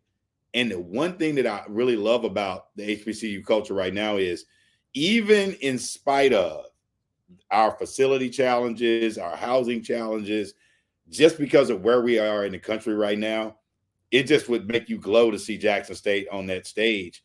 And I can't, my band's playing in the background. I'm not talking about, well, the Sounds would have did better or Grambling would have been a better representation. No, I'm like, holy cow. Jackson State is on the 2. They did Motown at 50. They did the Super Bowl. And I just think that we take our healthy joshing. We were all together in Atlanta for Celebration Bowl. I did not say I was not coming to Celebration Bowl because Alcorn wasn't there. I said, I'm coming to the Celebration Bowl because this is a celebration of HBCU culture. And I even talked to Mr. Grant about it and said, you might want to market this a little bit differently because as you look out in your crowd, so many people are represented. Mm-hmm. Why don't you just build it as the culmination of a great year and this is a homecoming or HBCU championship? That's the way I look at it. From a hatred standpoint, it's real intriguing. We kind of get lost in the sauce a little bit. A rising tide, rises all the boats that are in it.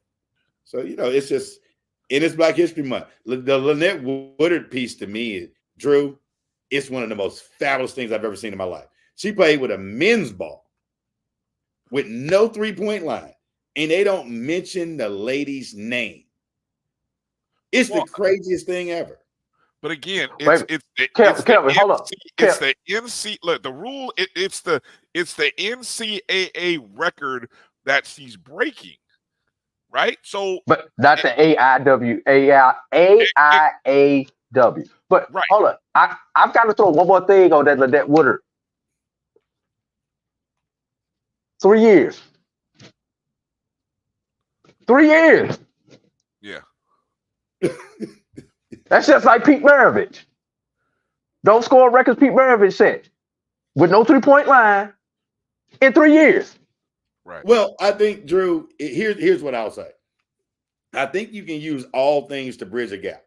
Like Jackie Stiles was here at Missouri State, and then everybody went to talk. I think to go without mentioning this, and I'll give you a prime example. Dawn Staley last week when they beat UConn, and I mean they beat the brakes off of them.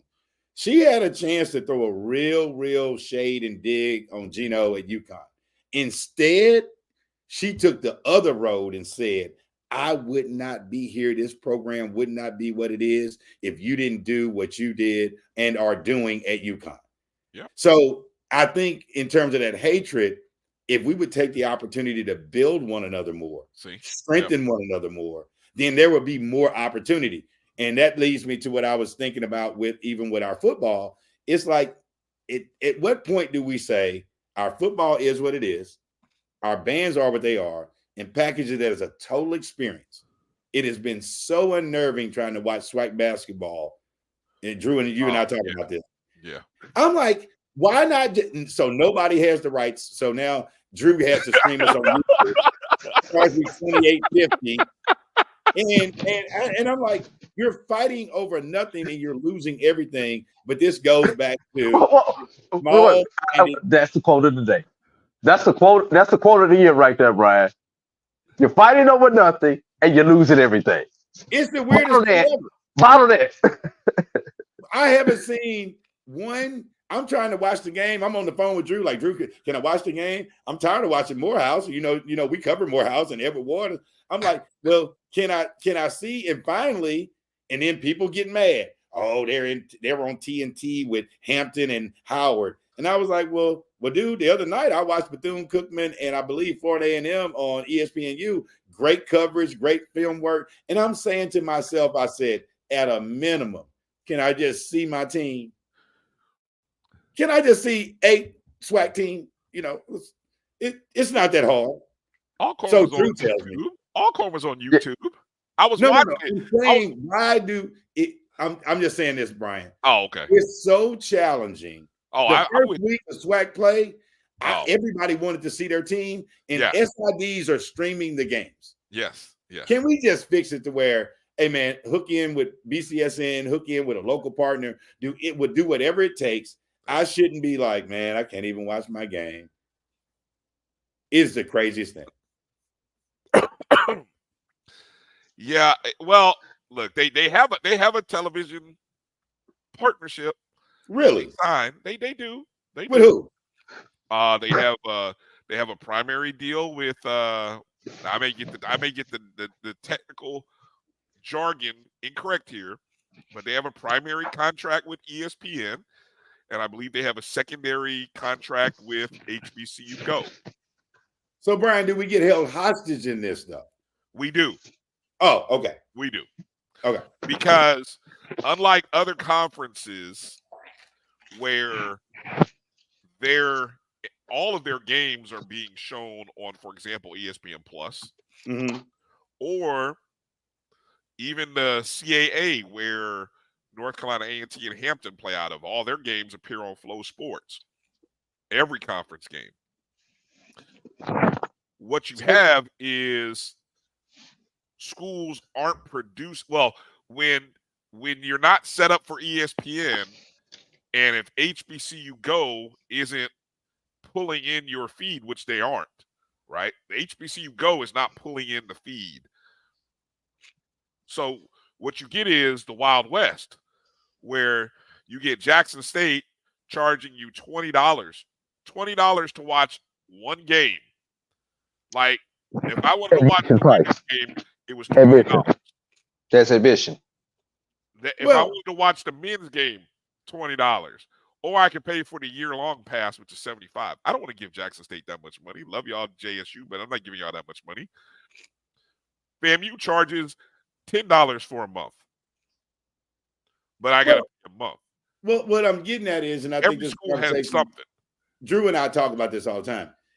I work at a high school where I can sit here. It was a snow day Friday, and I could sit here and watch any school in the state of Missouri on YouTube. Great broadcast. I told them I walked into a gym. I saw 3 cameras. I was like, this is interesting. And they were broadcasting the high school game live. They might not have had commentary, but they had scoreboard, time, place, and I could watch. It's just, and I probably don't know the nuances of it, but there again, that goes along with the part that you guys talked about earlier with the hating. Well, we'll figure out a way for nobody to see anything. You won't see nothing, period, except for, and then you're going to complain about what they do over at TNT, which I really enjoyed the broadcast of the Hampton, the games with, and I didn't know the guy, Grant Hill was on the broadcast, and I didn't know the coach at one of the schools was a teammate that went to Duke. And so I was like, so this all we get is what you want to spoon feed us, but we got a team playing every other night. Help me make it make sense. But you didn't want to complain about alumni not giving any dollars. Well, give me a reason to give you some money, and I can't see my product. You want me to donate to the men's basketball program, and I can't see them on TV? Stop it. It doesn't make sense. I'll take it one step further, Kelvin. What's also disheartening, so even if you don't pay the prices to watch these games, nobody's putting together highlight packages to let you even watch the 2-minute summary of the game. Now, let that sink in. Again, I'm just talking a 2-minute video highlight package. Let that sink in. I'll tell you, I'll give you a prime example. I coach at a local high school here in St. Louis, Missouri.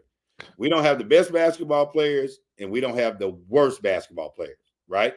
However, I can go to YouTube like clockwork the next day and it's a 4-minute reel about that game that would make you think I was at an NBA game. They have all the technology needed in somebody's hand, whether it's an iPhone, whether it's a whatever, to produce reels, and you can't get. I was like, this is strange to me. Now, I know some of these guys like to hold it over somebody's heads. Oh, I'm not going to put your stuff up. This is the craziest thing in the world. Deion Sanders came in and showed you the power of these platforms. And I promise you, we can't be as – I don't want to believe that as a people, we're this bad to where, oh, he left. Man, we're doing everything in reverse. I want to comment on that, Kelvin. And Bryan can attest to this. And Kelvin, you know a little bit about this. You came in towards the tail end. And I'm gonna throw this out there. Everybody remembers the success of the pregame show. Okay.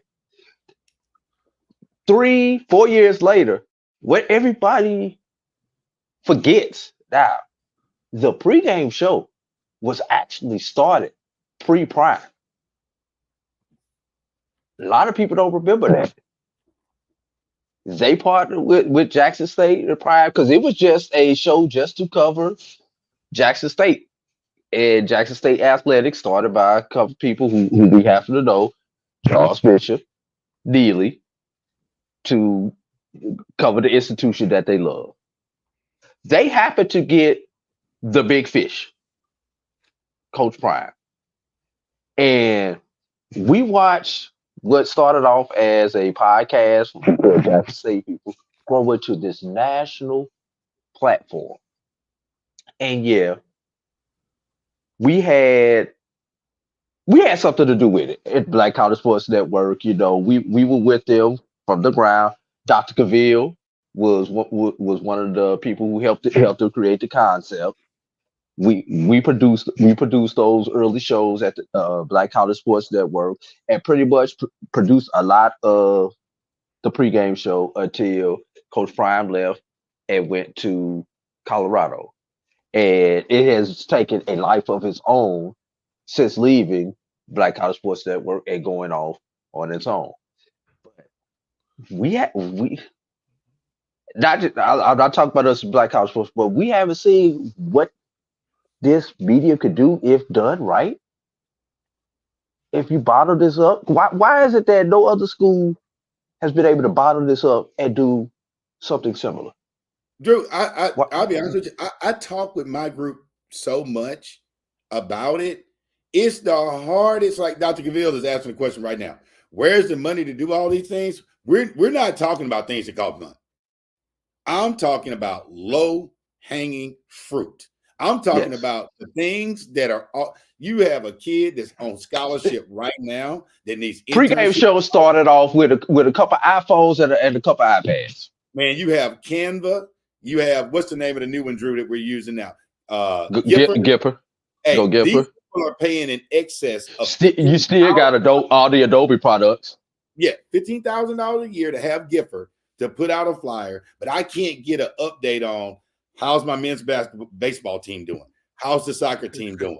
Like, this is not that deep.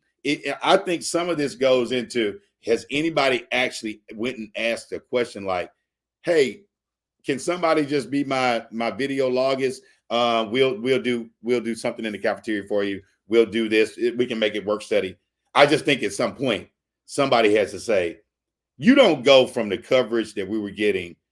And I will say, it was Barstools and it was the machine, but you don't go from what we had the last 2 years to absolutely nothing. It's your worst nightmare that we're so hateful towards one another that we say, man, I'm not doing anything. Are you serious? Fam, you just had one of the greatest seasons that culminated in a championship. And as great as you guys are, I didn't get one inside peek at what made Willie Simmons and the Rattlers tick. And I might not be on those platforms. I'm just saying, like, I didn't really get a lot. Like, I was blessed to be with you guys at SWAC Media Day and see the quarterback up close and see Willie Simmons and get a chance to talk to him. But somebody that might get off their couch and give you a couple $100 or $200, they didn't get a good look at, like, what does it look like inside FAMU? What your locker rooms look like? What's a day in the life with the quarterback at FAMU look like? Have that dude walk around on campus and just do a V-blog and just send it in. Let's chop it up. Let's put it out. Come on, Bryan. Come on, AD. Come on, Roy. They are doing those. Some of those kind of things are being done at FAMU. You're probably getting more of those kind of things than the highlight packages. I just want to see the highlighted games. I mean, some of the games, the women's, I don't want to see the highlights from the men's games. But I want to see, like I could look at you know what it is, Kelvin? I'm back to a time period when I was a young, starving teenager that this was very early stages of cable, and all I had was a box score, a radio, and my imagination. That's honestly where I am these days because I can look at the box score, I can imagine, I can go look at the shot chart, I can go look at the play-by-play, and I can imagine the game. But I have no audio. I have no video. So all I have to go on is my imagination. Well, Bryan, I'll tell you something that's interesting. So I'm a 49ers fan. They lost in the Super Bowl. But in this region in Missouri, you only get your local feed, right? So one day I was like, well, let me just type in on YouTube and see if I can watch the 49ers game. Man, I typed in on YouTube and it was three guys just like us. I don't know how they pulled it off, but they got this 49ers like page. You go in, you watch the game, but they're commentating on the game. Now, these guys were horrible. They were really, really bad. But I'll tell you this. I was able to pull up on my TV that's behind me, the 49ers game, and turn the sound off and watch the game because they blocked it out in this market. And my point in saying that is, if Yahoo number 1 and Yahoo number 2, they're on there asking for donations. They're on there like, hey, man, can you, we're trying to get the FanDuel status or whatever. If they can do this, what is stopping for a kid? What is stopping two kids from saying, man, we about to go live from the basketball game? Because I told Drew, I was on the phone with him when I was watching Bethune-Cookman versus Alcorn. And I told him, I said, hey, this has to change. This could be really nice. Small gym, guys standing along the side of the court. It had all of the trappings of like a live above the rim movie, but it's a real team. And I said, I would pay to watch this if you could just give me more of this with this type of energy, because it's a small gym. It's just like, I love the FAMU gym. It looks great on TV, but at the end of the day, we do have some quaint environments that can be promoted.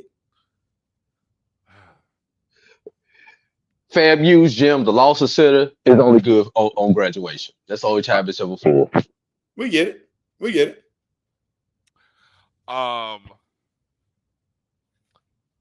I don't have Doc.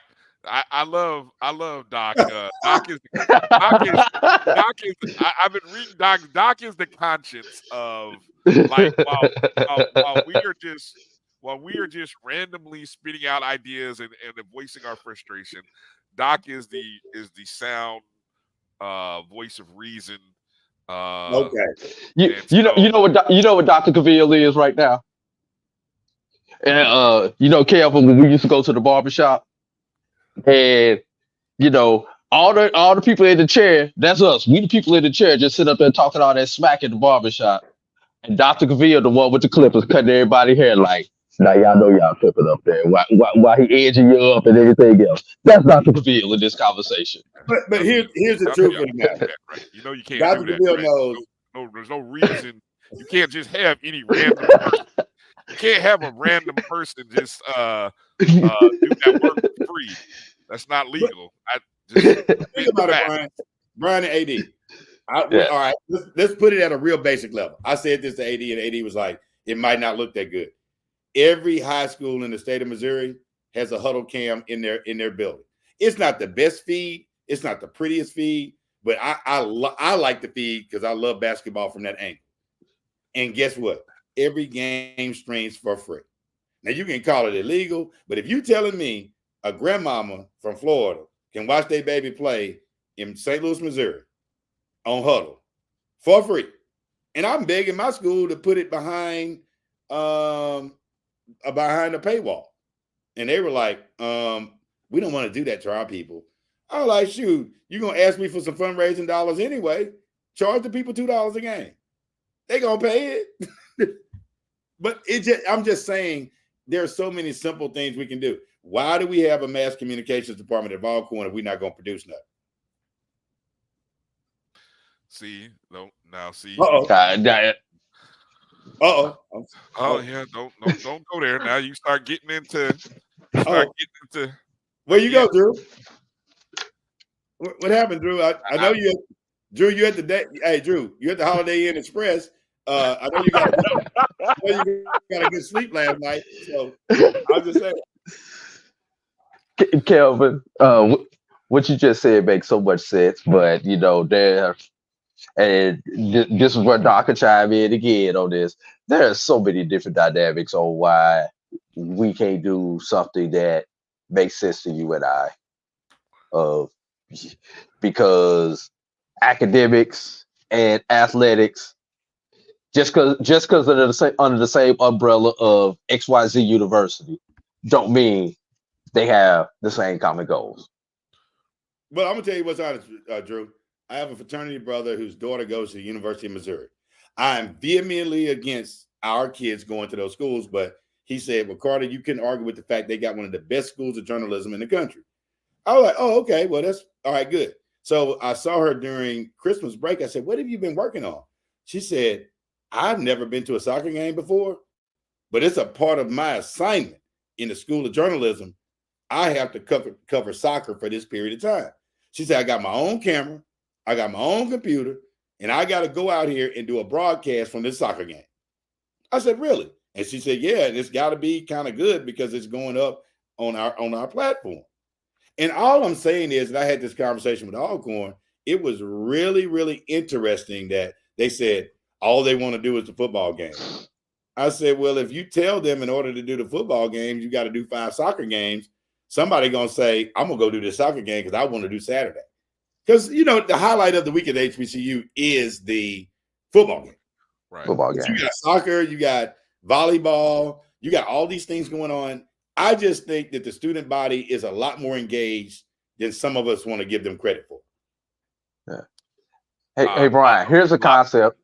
Here's a concept, Brian. And Dr. Sybil C. Bobley would love you for this.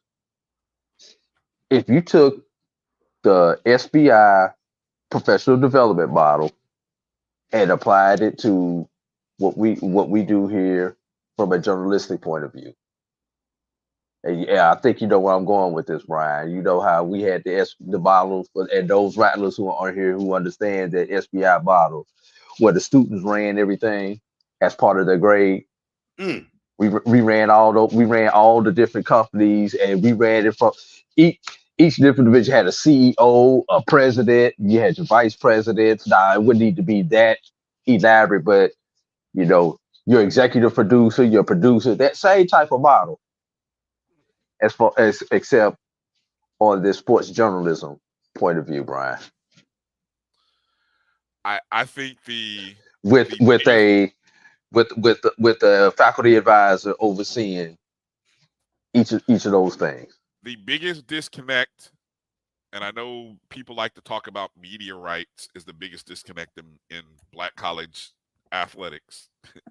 But no, in my opinion, the biggest disconnect comes from most, not all, most university presidents and their inability to hear what I'm saying here, make, or let me say, strongly encourage their 2 most relevant academic programs work with their biggest marketing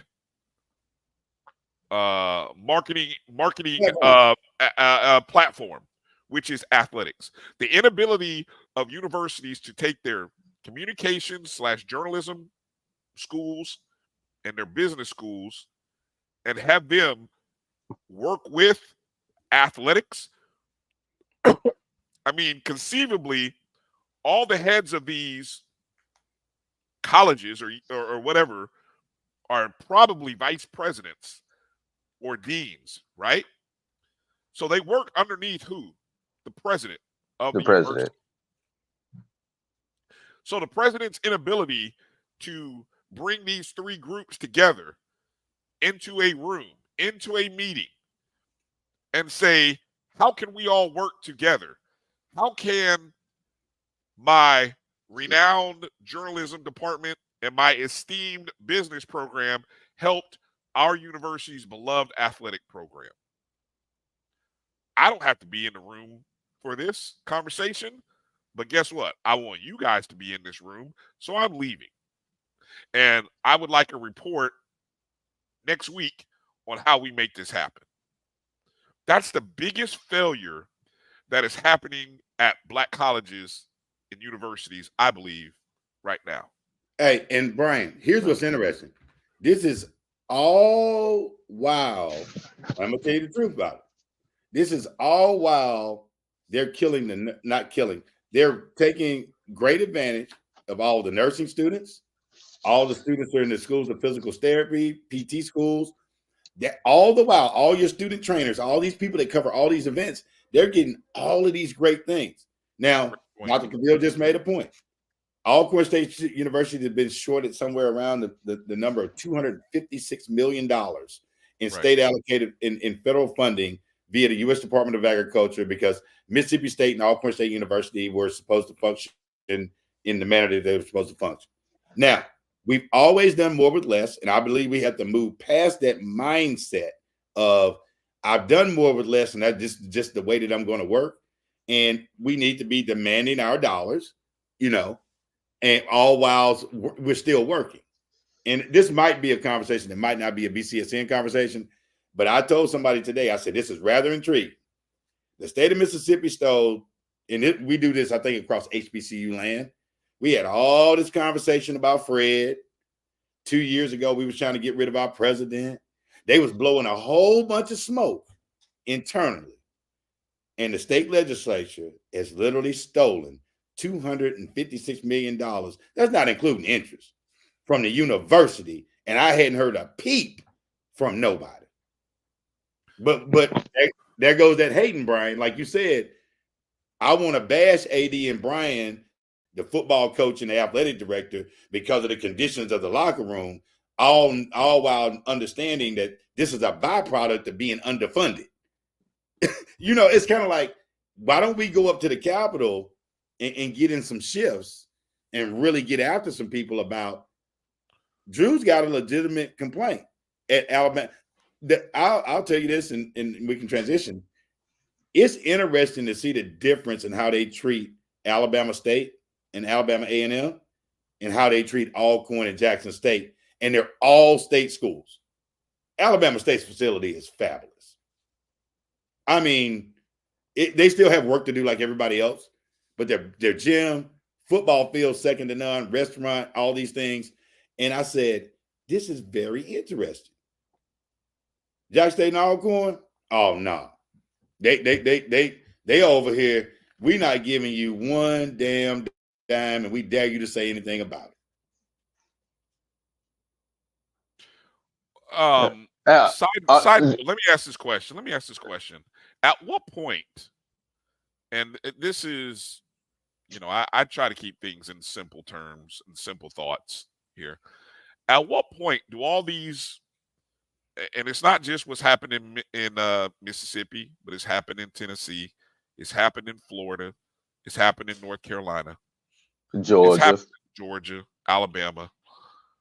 At what point are we wrong to look for national help?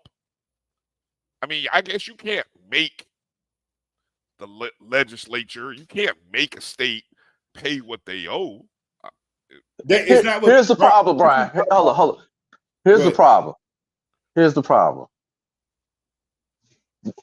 You know they owe that money. They know they owe that money. But who's going to pay for this? You and me. Because ultimately, what's going to wind up happening is they're going to tax the crap out of us in some way, shape, or form, be it directly or indirectly, for us to pay the money that you already owe us. Well, basically, we're going to wind up loading our money back to ourselves. No, Drew. When it's ultimately said and done. But here's the backstory behind this, because my parents were very involved with the Harris case in the state of Mississippi where this funding was demanded. Here's what I'll say about this. If they just said, you know what, for 5 straight years, Mississippi State, you on hold. Alcorn State, Valley, and Alcorn, all of this, because the federal dollars, and this is the part, and this is the political conversation that people don't really want to, really don't want to hear. You pay federal taxes, and you have a governor like Tate Reeves and Mike Parsons, the governor here in Missouri, that'll say, we don't want the federal dollars that Bryan and A.D. have sent. They've conned the people into the states, especially states like Mississippi and Missouri. They've conned you into not even taking your own money back. They ain't taxing you, Drew. They already got your money. When you look at your check, you already paid federal taxes. That's all I'm getting at, is that you got a state like Mississippi. I want to say, and I'm going to misquote this, there are less than 6 black people in the Mississippi State Legislature. You can't even win a statewide election in the state of Mississippi. Even if Bryan and A.D. win their quote-unquote area, you still got to pass through the House and the Senate. And guess where Bryan and Kelvin are not going? You going out the back door. Your still ain't going to the Senate. So it gets a little bit bigger than this. That's the reason why sometimes I think we have to dial back and really educate people on, when you're complaining about certain things, you have to realize something. Like in the state of Tennessee, I want them to fight like heck, because Tennessee State has done all they could to keep the doors open and do all these things. And now all of a sudden, because the money about to come through, we're going to remove your leadership, your board. Hey, man, stop it. Stop it. Bryan and A.D. been doing the best job they can do for 25 years. And now all of a sudden, when they get they unlimited Eat Better Today card to go start cooking food, you want to go in here and replace Bryan and A.D. as the chef.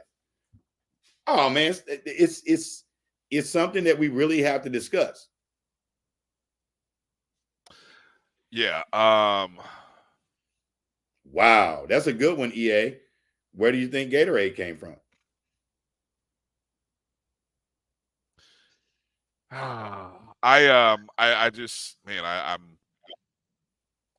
It just ends up being one of those political topics that should definitely be on the front page and on the front of people's minds in this political season, but it'll get lost, or nobody will be able to effectively. I don't want to say nobody will, because maybe somebody will, but it doesn't look like it's happening, that how it's effectively communicated is not being discussed. Hey, Brian, here's the killing part. Bryan and A.D., help me understand this. Barstools came down here and put Jackson State on the tip of the tongue of some people across this country from every corner, from Alaska to Wyoming to New York to Puerto Rico. And you're telling me we can't put it on the tongue of underfunding of our universities, while you complaining about what your people are not doing at your respective universities? It's one thing too, and I think in the educational piece, maybe you do a show. This Black History Month, most people wouldn't know the difference between a Bethune-Cookman, a Lane, a Tougaloo, a Rust, a Alcorn, a Jackson State, a FAMU, a Alabama A&M, a Alabama State. Most people wouldn't know the difference in these and would lump them all together in terms of funding mechanisms. Most people don't know anything about the church group and Denmark Vesey and what they did to break out and these institutions were created. It's like sometimes it's not an apples to apples most people don't know you got Tuskegee and Tougaloo function a lot differently than Alabama State and Mississippi Valley. Different set of challenges.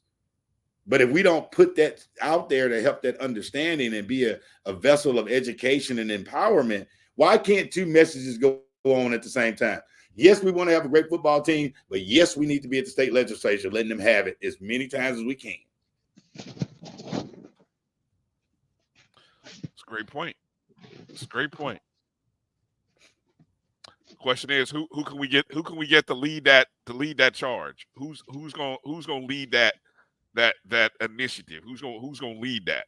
Whatever pieces, Brian, like I said, this is the craziest thing. Rust is still open, by the way. This is the craziest thing. I watched at my university. They led a campaign. Hey, when I tell you they led a campaign, 8,000 members of this campaign to get rid of a president. These people, I promise you, it was an ongoing onslaught. They showed up at the conference in Atlanta, Charlotte, Atlanta, wherever it was. All I'm saying is, give the Mississippi State legislature the same energy that you had to tear down a black woman to her shoes. Go up there and mess with them folks in Jackson, Mississippi that's right down there on Capitol Street. Go talk to them. And I'm gonna be honest with you. I'm not a fan nor I'm not a hater or a promoter of the former president. She's a classmate, awesome woman, but I just got one question. You gave all that energy to getting one person out. Right. What about $256 million? Right. Yep.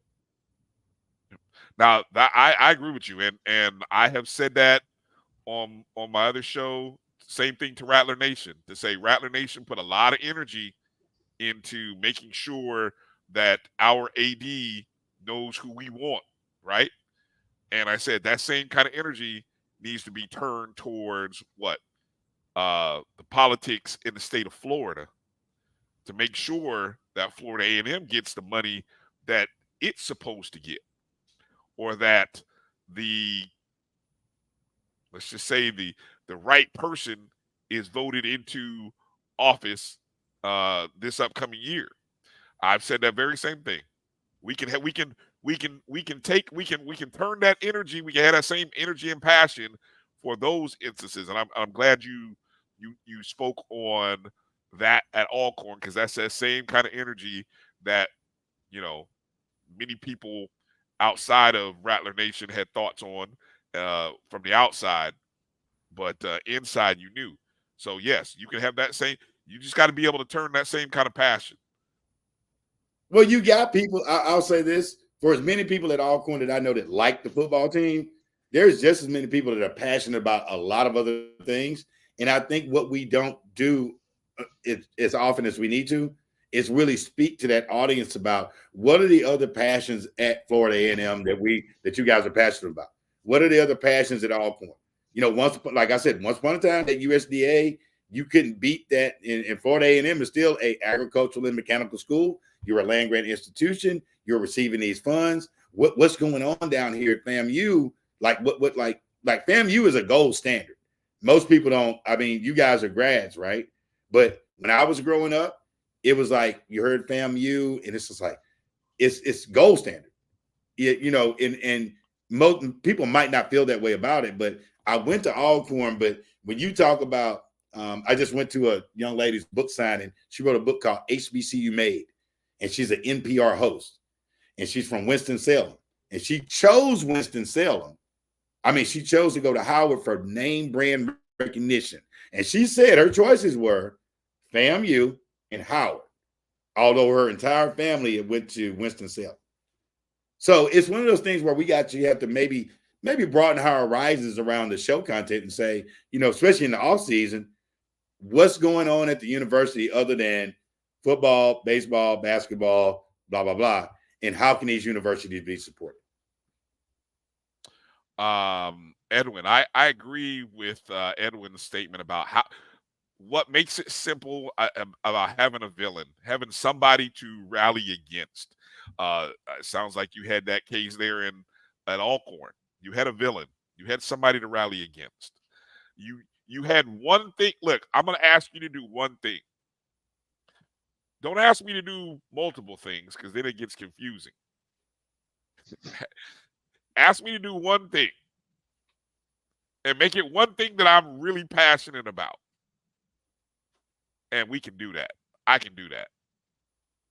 But if you give me more than that one thing, I'm going to have a problem.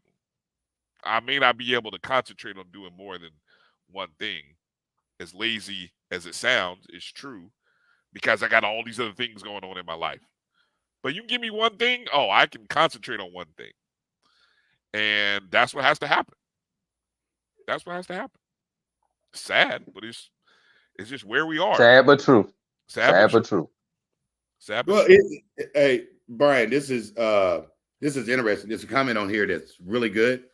It says that let's be real. Which one?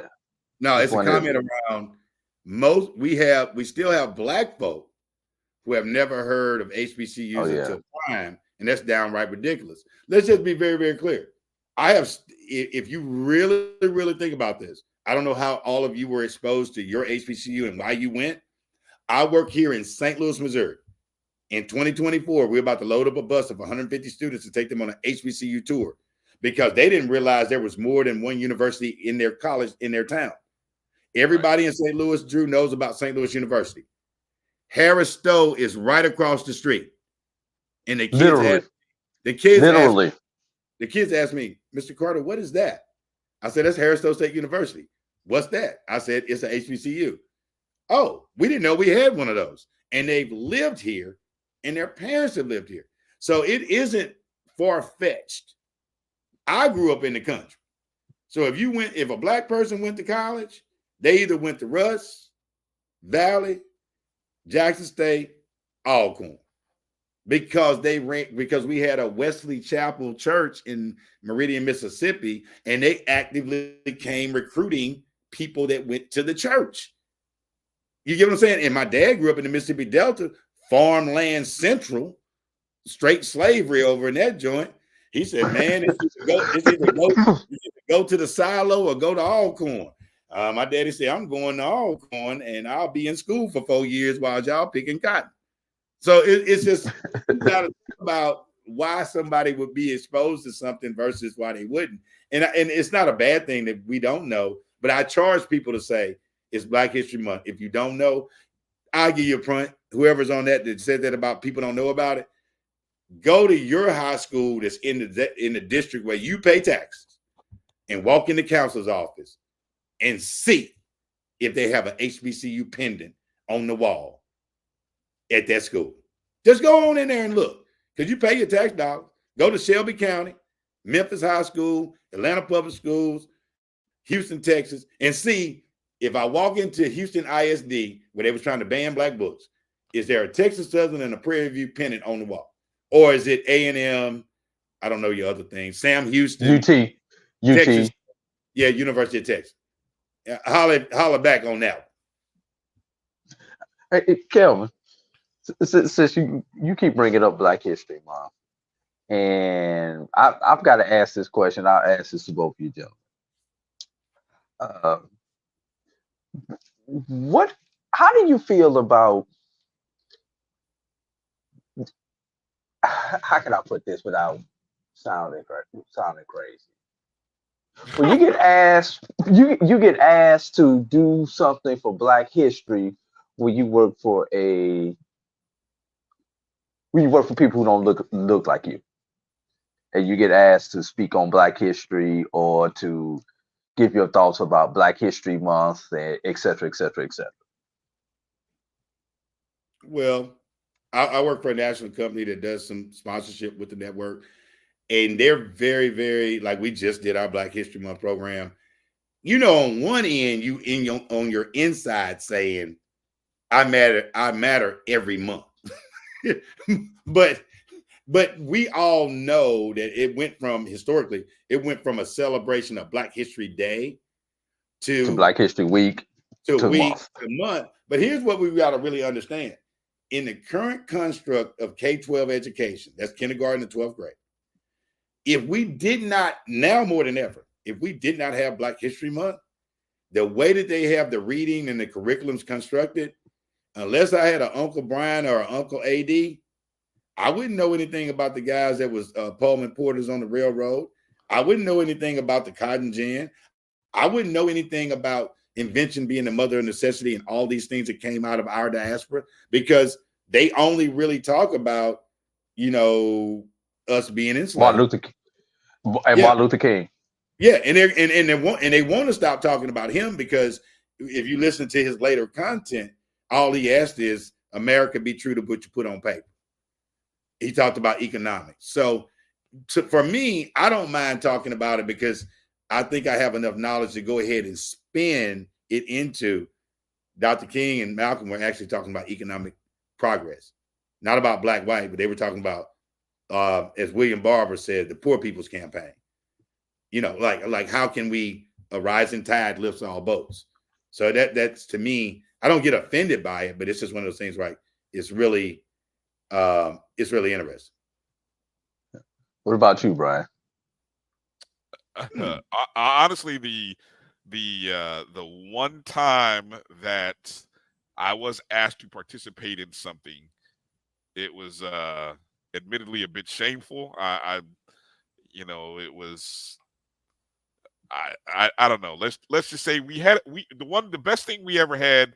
We had a teacher who was a science teacher, and she created a project. It was like the element. What is it? The periodic table. Mm-hmm. Yes. Of Black History periodic table, and she had that on the wall. And so every student who walked, because everybody in the school in high school and middle school walked past that hall, it was broken down from all kinds of categories: arts, science, entertainment, sports. So it was various categories, just like your elements were broken down into various categories, right? And she was very intentional. As a matter of fact, she was a Hampton grad. So she was very intentional. She was great about that. Somehow there was I put it like this: I don't get asked. I don't, because I think, and I don't know whether it's my look. Sometimes it's I don't hide my demeanor very well at times.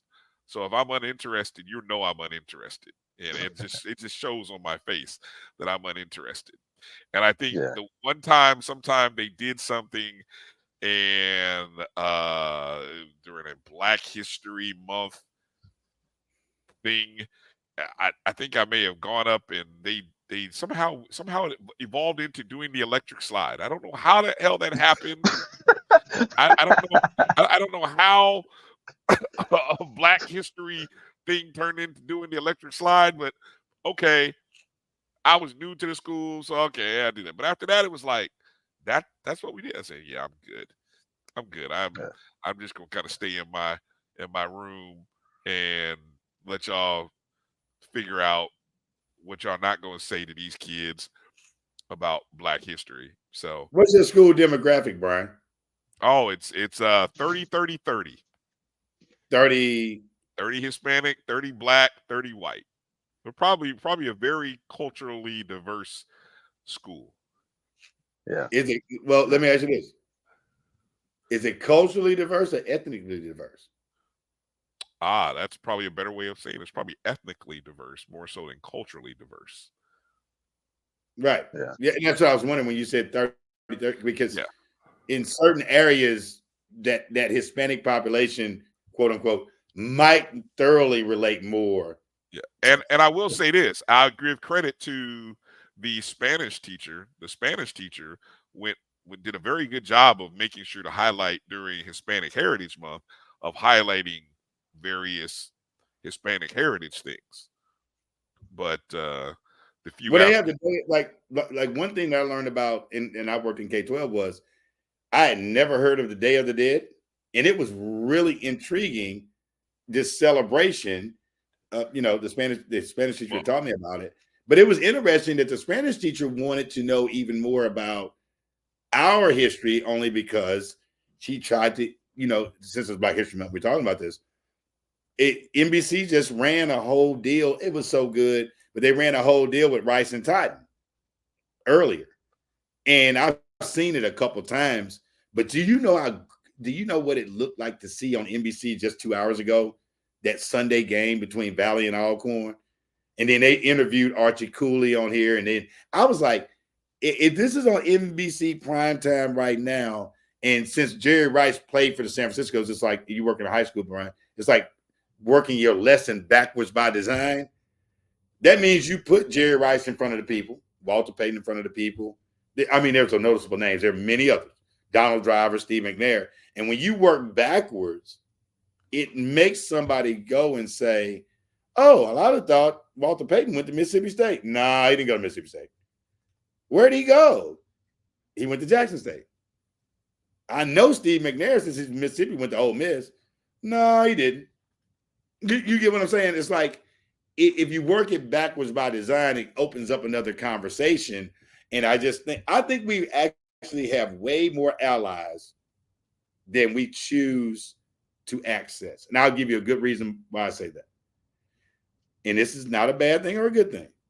There are more people that don't look like us that would rather see our institutions funded so we can stay over there.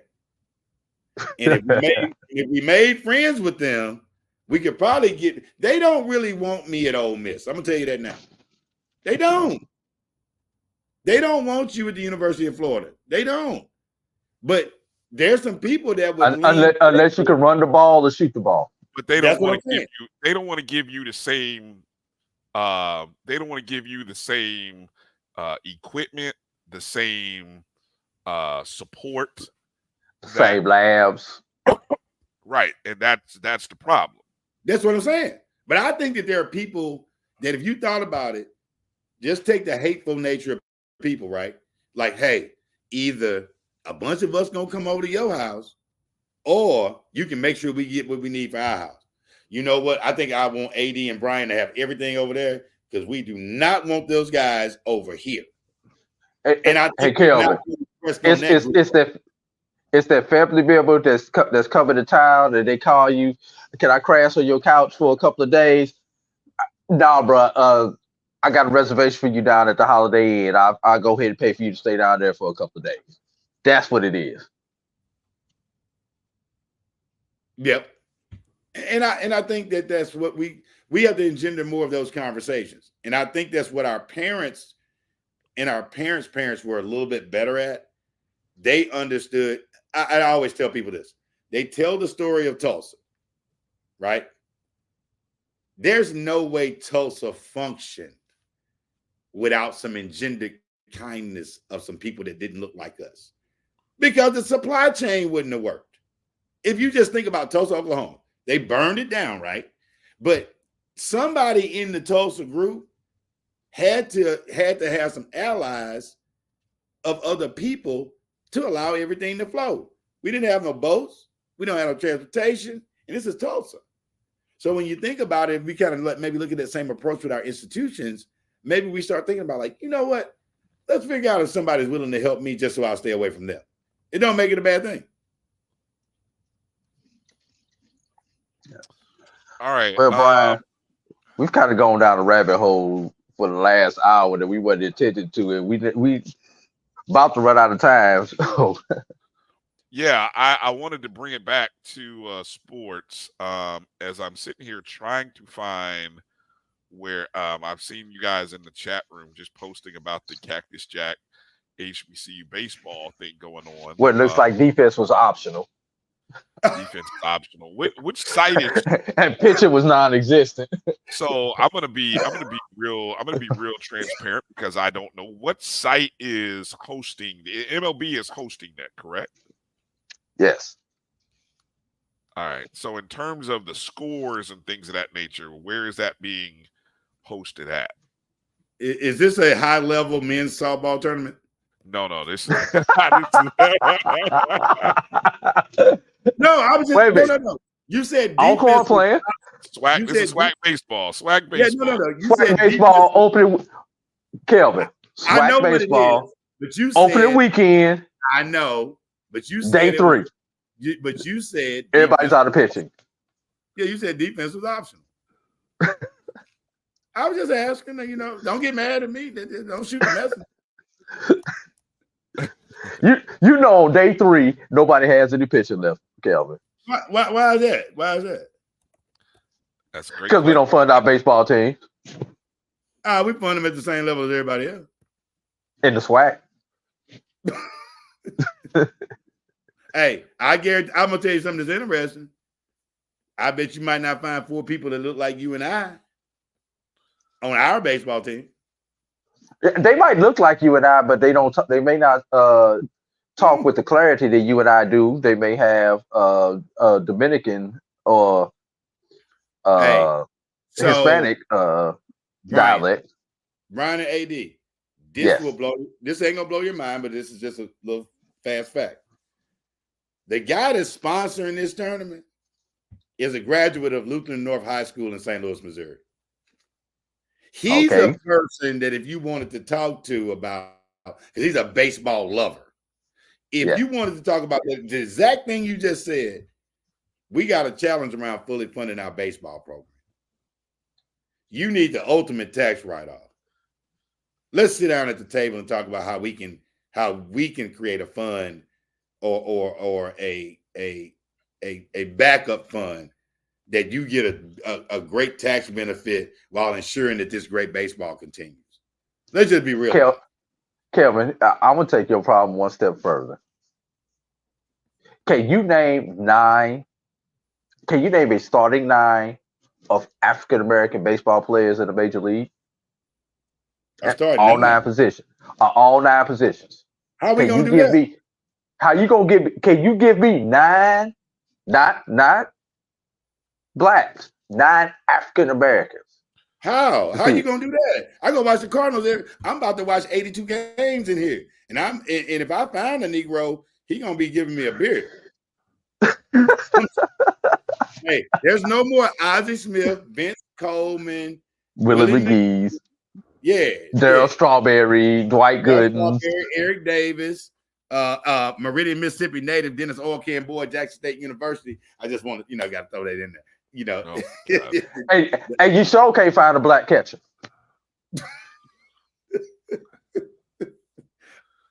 You're right. But I got one better for you then, Drew. Just go to like 89, 90 and ask who a black catcher was. I mean, I'm just saying, name 3 in the last 20 years, 30 years. I can't even name a black catcher. Can you name one? You got me thinking. No, I'm trying to think because I'm a Mets fan too, and I liked Gary Carter. Then I like Carlton Fisk over with the White Sox. I'm just trying to think when you start talking about name a black catcher, I can't even remember one.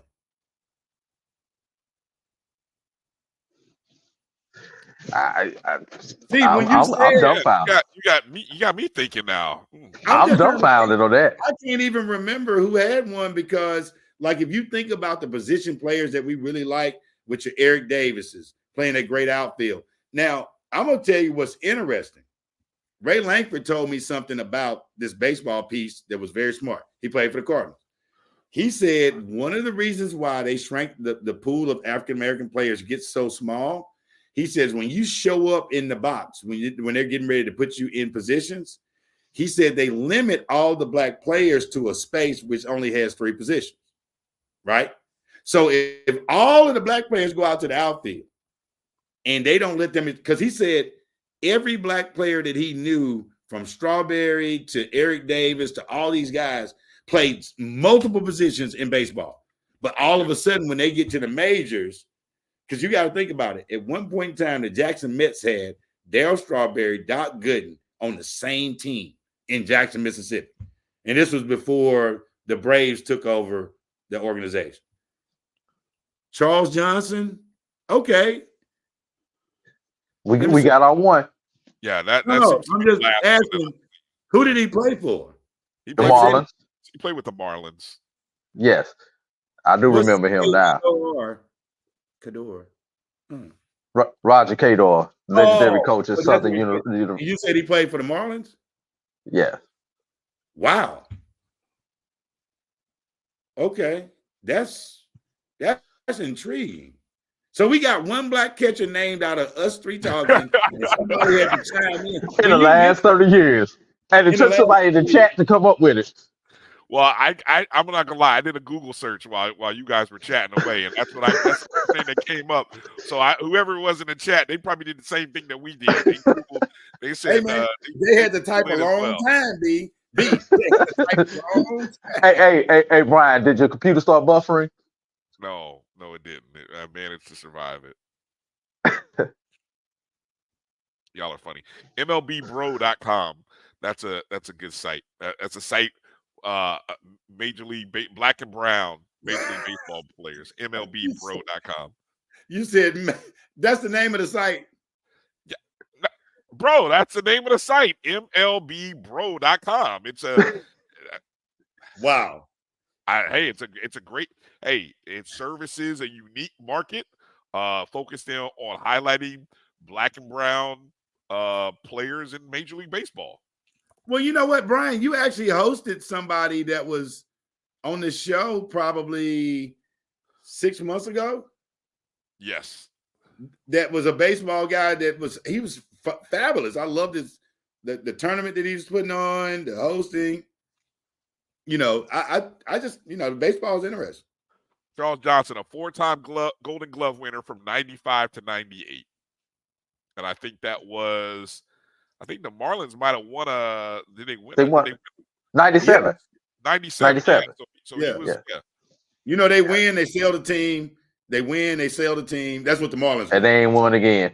Yeah, they win, they sell the team. They prove they can win. They got 2 under their belt, 2 more than a lot of organizations. Oh, definitely. Hey, speaking of baseball, I know we can really get out of here. We're gonna have to bring on minority baseball prospects and talk about what they're doing to grow the game of baseball among African Americans. Alex Hines, Reggie Hollins, former baseball coach at Tuskegee University, Jarrell Calhoun, and all those guys. We're gonna have to bring them on one day. Just let them talk about what they're doing.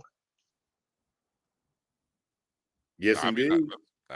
I'm down for it. I mean, Jackson and those guys are also doing something with the softball too. They also have a softball program going as well.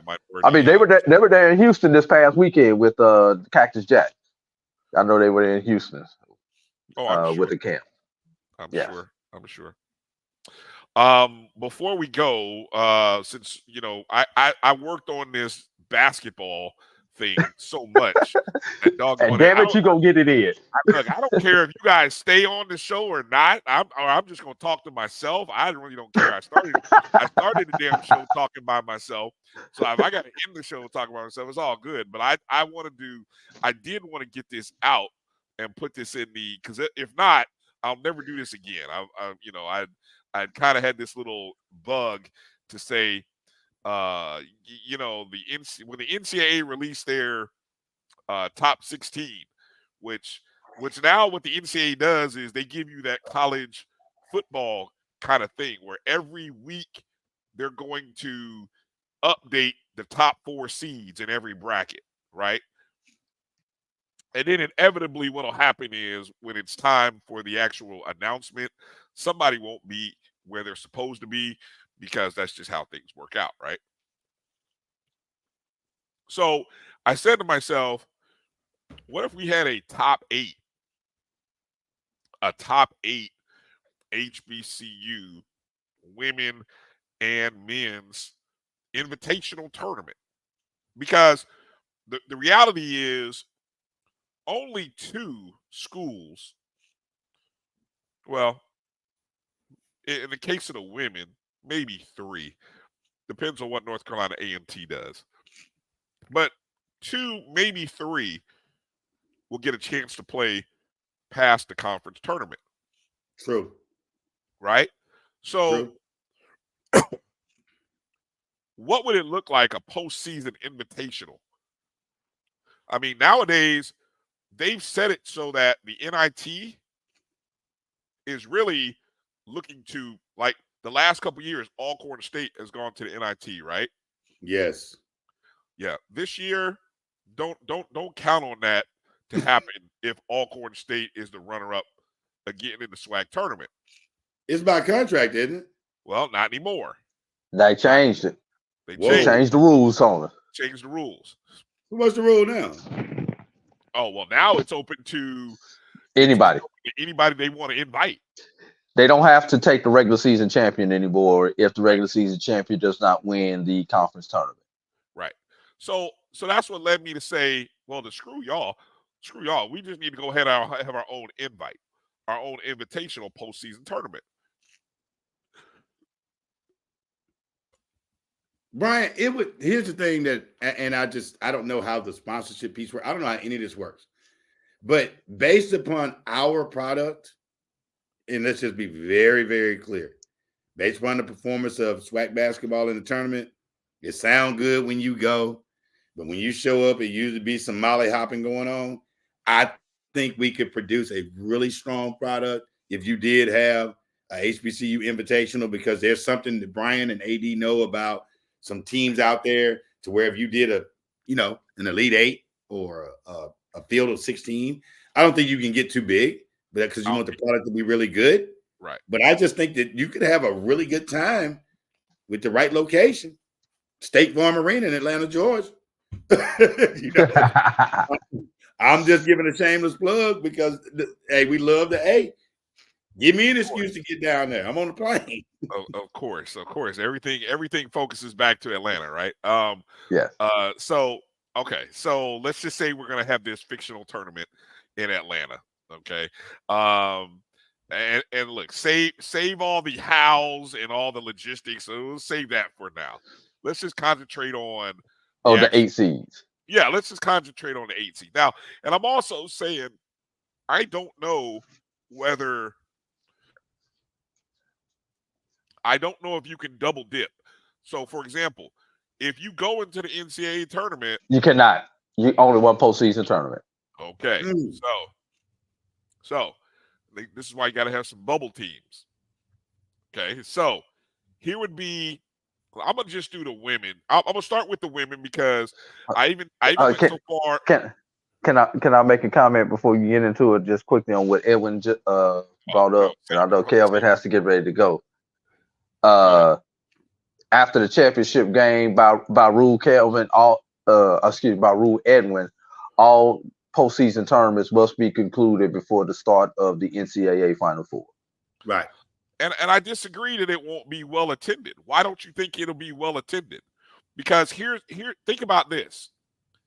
The same week of the Sweet 16, right, is the same weekend that you could have this 8-team invitational. You could realistically have this running Thursday, Friday, Saturday, and Sunday. And it doesn't have to take away from the excitement of the opening round, or I guess what's called the second and third round of the NCAA tournament, right? It doesn't have to take away. So all you're taking away is the Sweet 16 games. So, which all of our teams will be done anyway. Exactly. All of our HBCUs are out of it anyway. Usually, historically, I don't think they've been ever. Okay, that's why I said historically. Okay, so here's plus that allows time to travel also. Right, gives you time to travel. A lot of people might be on spring break, so you might have kids there or anybody that wants to get to Atlanta. Okay, so here we go. The NCAA HBCU Women's Basketball Top 8 Invitational Tournament. Your number 1 seed would by far and away have to be Jackson State. Okay? Here's what gets interesting. The number 2 and 3 seed. The 2 and 3 seed. A&T would probably be in that mix. The 2 and 3 seed are both in play to win their tournaments respective. The 2 seed right now, by a thin margin, is Norfolk State. Okay. Norfolk State has a record of 17-5, 7-1 in conference play. They have a higher net rating than North Carolina A&T, who would be number 3. And you said net. That is what these numbers are based on, Brian? This is Division I. I can base it on net rating because there is a metric for the NCAA. Now, at least that's how I'm seeding it. Now, again, when you get to the bubble, this is where the conversations will get interesting. Okay, follow me here. I'm also not counting. Also, I'm doing what the NCAA does. We're not counting wins against non-Division I teams. Okay, very important to remember that because a team like Jackson State, in the eyes of the NCAA, is 14-6, not 17-6, because they have 3 wins against non-D1 teams. So we're not going to count. And once again, these numbers are based on net rating on how Brian is seeding these teams. This is what Dr. Charles McClellan and his basketball committee are going to be using to rank and seed teams. Or at least what that's one of the metrics that they use. Number 4, another SWAC school. Arkansas Pine Bluff. 12-11, 9-3 in conference. They're currently a net rating of 165 right now. Okay. So that's the top 4 seeds. Okay. All of them have a net rating higher than 175, which is pretty good. That means they're in the top half of all NCAA. Well, almost. Yeah, no. Yeah, it's like 350 something. Yeah, that's about the top half of the all NCAA Division I teams. So that's pretty good. Now, let's get to the number 5 seed in women's basketball. Southern University. And this is where you start getting into where you can maybe play with numbers here. Southern University has a net rating of 214. They are 9-13 overall, 8-4 in conference play. Behind them is Grambling State. Grambling State has a net rating of 217. But Grambling has a 12-8 record. They're actually 9-3. So would you seed Grambling above Southern?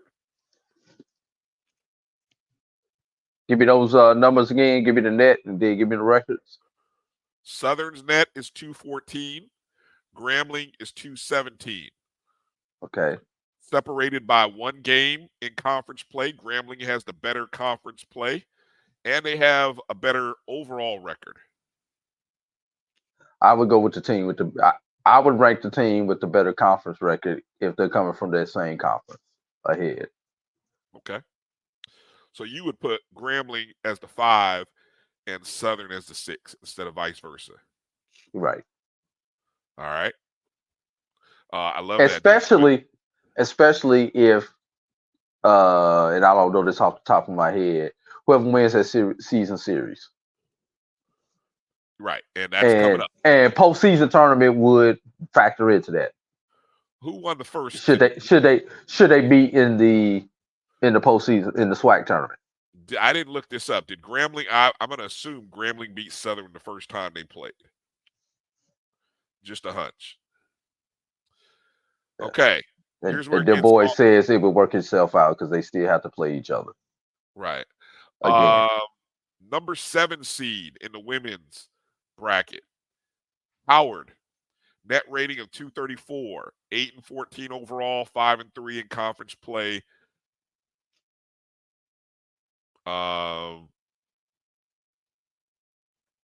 Howard is actually in third. Number 8, this is where it gets interesting.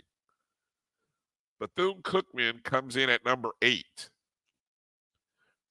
They are a net rating of 240, 11-11 record, 5-7 in conference play. First one out would be? First one out. Oh, this is controversial, I think. Well, I'm going to say the first 3 out. Okay. Maryland Eastern Shore. Now, that wouldn't seem like much because their record right now is 8-12, 3-4 in conference. But they have a net rating of 241. What might surprise you is North Carolina Central. They are 9-11 with a 6-2 conference record. They are actually tied for second in the MEAC, but they have a net rating of 314. That means their non-conference was garbage as far as net goes. Right. And then also you might kind of be curious, Coppin State's women. They have a 6-2 conference record, a net rating of 261. Right? Right. So that's what the top 8 would look like. Jackson, Norfolk, A&T, UAPB, Southern, Grambling, Howard, Bethune. And so, obviously what you would have to do is factor in also is, let's just say, if a team like North Carolina Central were to somehow win the MEAC, that would bump them into the tournament. What if somebody outside of the top 5 from the SWAC, falls apart? FAMU. Right. Because again, Bethune-Cookman, who is the 8th seed, they're actually in a tie for 6th in the SWAC right now. They're tied. Like 3 teams in the SWAC are tied at 6, 7, and 8. Bethune is one of them. Right? Yes. All right. Let's go over to the men, Division I side. Your number 1 seed, your number 1 and 2 seeds, Southern University. The only team with a net rating higher than 200. Yeah. 13-9 overall, 10-2 in conference play. Norfolk State comes in at number 2, 12-9 overall, 6-2, 222 net rating. 3 and 4 are from the MEAC. North Carolina Central, 9-10, 5-3 in conference play. They have a net rating of 260. And Howard University, 9-14 with a 5-3 conference record and 270 net. So again, your top 4 consist of Southern, Norfolk State, North Carolina Central, and Howard. It'll be interesting to see how that breaks out. Now, what gets interesting and murky is the second half, where Tennessee State comes in. Tennessee State comes in with an 11-12 record, 8-6 in conference play, a 274 net rating. I'm sorry, Edwin. I didn't get the visuals. I will work on the visuals for next show. I promise. What threw me off is I got caught up watching the SWAC indoor track championships, and it took my attention away from filling out the graphics. Sorry. Jackson State comes in at number 6, 11-14 overall, 7-5 in conference. Net rating 280. This is where it gets controversial even more so. These are these bubble teams. Texas Southern comes in at 7. They have a 288 net rating, 8-14 conference record, 7-5, or excuse me, 8-14 overall, 7-5 in conference. Alcorn comes in at 8. Wow. Yeah, they have a net rating of 301. They are 7-17 overall, 7-5 in conference play. There are 4 SWAC schools with a 7-5 conference record. But guess who I left off that top 8, Drew? The team that is in second place in the SWAC. I was going to say, I hadn't heard Grambling. You didn't. Why? Because Grambling is 9-13 overall, 9-3 in conference play, and has a 310 net rating. So 0-10 out of conference. Correct. If I do the math correctly. Your math is correct. Okay. My math is mathing today. And then how about Bethune-Cookman, the other 7-5 third place team? They have a 10-13 record. So they have a better overall record than Grambling. But their net rating is lower, a 316 net rating. So that means a lot of quad 4s up in that record. Oh, a ton of. Well, if Grambling's only 9 wins are against SWAC teams, that's all quad 4s. That's what I was talking. What I was talking about when you've only been playing and beating quad 4s. That's what I was talking about. Right? Right. That's how that happens. So again, the top 8: Southern, Norfolk State, North Carolina Central, Howard, Tennessee State, Jackson State, Texas Southern, Alcorn State. With Grambling and Bethune being the first 2 out. Now, if I'm going to go one step further, Drew, because you asked me to do this. I looked at it from a D2 NAIA level, which I think would be the most interesting tournament ever. Because right now, you have a tournament, your top 8 seeds would be Langston. This men. Men. This is only men. I didn't do women's. Okay. Langston would be your number 1 overall. Wild guess here. How about Lincoln, Missouri is your 2 seed? That's a shot. I can see them in. I didn't see them in as a 2. Well, I'm just, their rating number comes in higher. Their rating actually comes in not far from Langston. But what's Lincoln's record? 14-11. But they do play in a tough MIAA conference. That's what it is. Yeah. So coming in at 3, and probably in large part to the win on Saturday, Winston-Salem State. Followed by Benedict at 4. Clark Atlanta comes in at 5, in large part to their big win on Saturday. Claflin comes in at 6. 16-9 Claflin. Fayetteville State comes in at 7. 15-11 CIAA. Hold up before you get to the last one.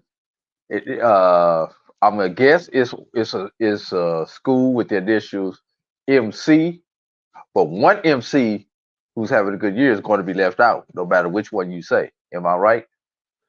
You are wrong. Ooh. So Correct. neither one of the MCs are in there. Not in the top 8. That would be Lincoln, PA. Sitting in at neither Biles nor Morehouse. On the bubble.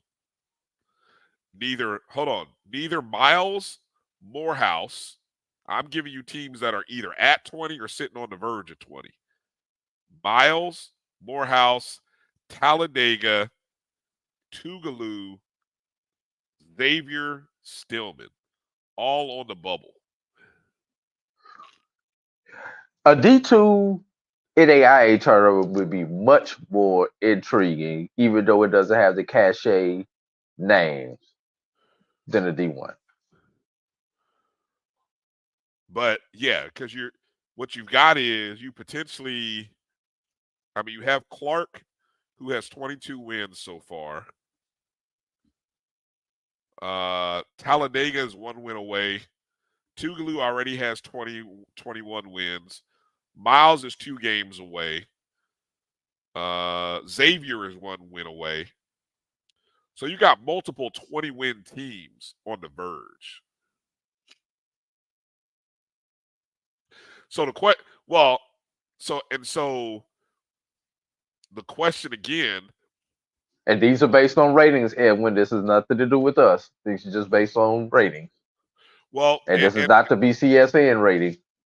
No, it's not. This is just, I'm looking at one particular metric on how all these teams are ranked. And that's how I'm basing a top 8 as the starting point. Now, at that point, you start having those discussions like they do in those committee meetings, right? You say, well, like you said, you got Miles and Morehouse. You got Talladega, Xavier, Stillman, Tougaloo. I want to work on the Division I committee, Brian.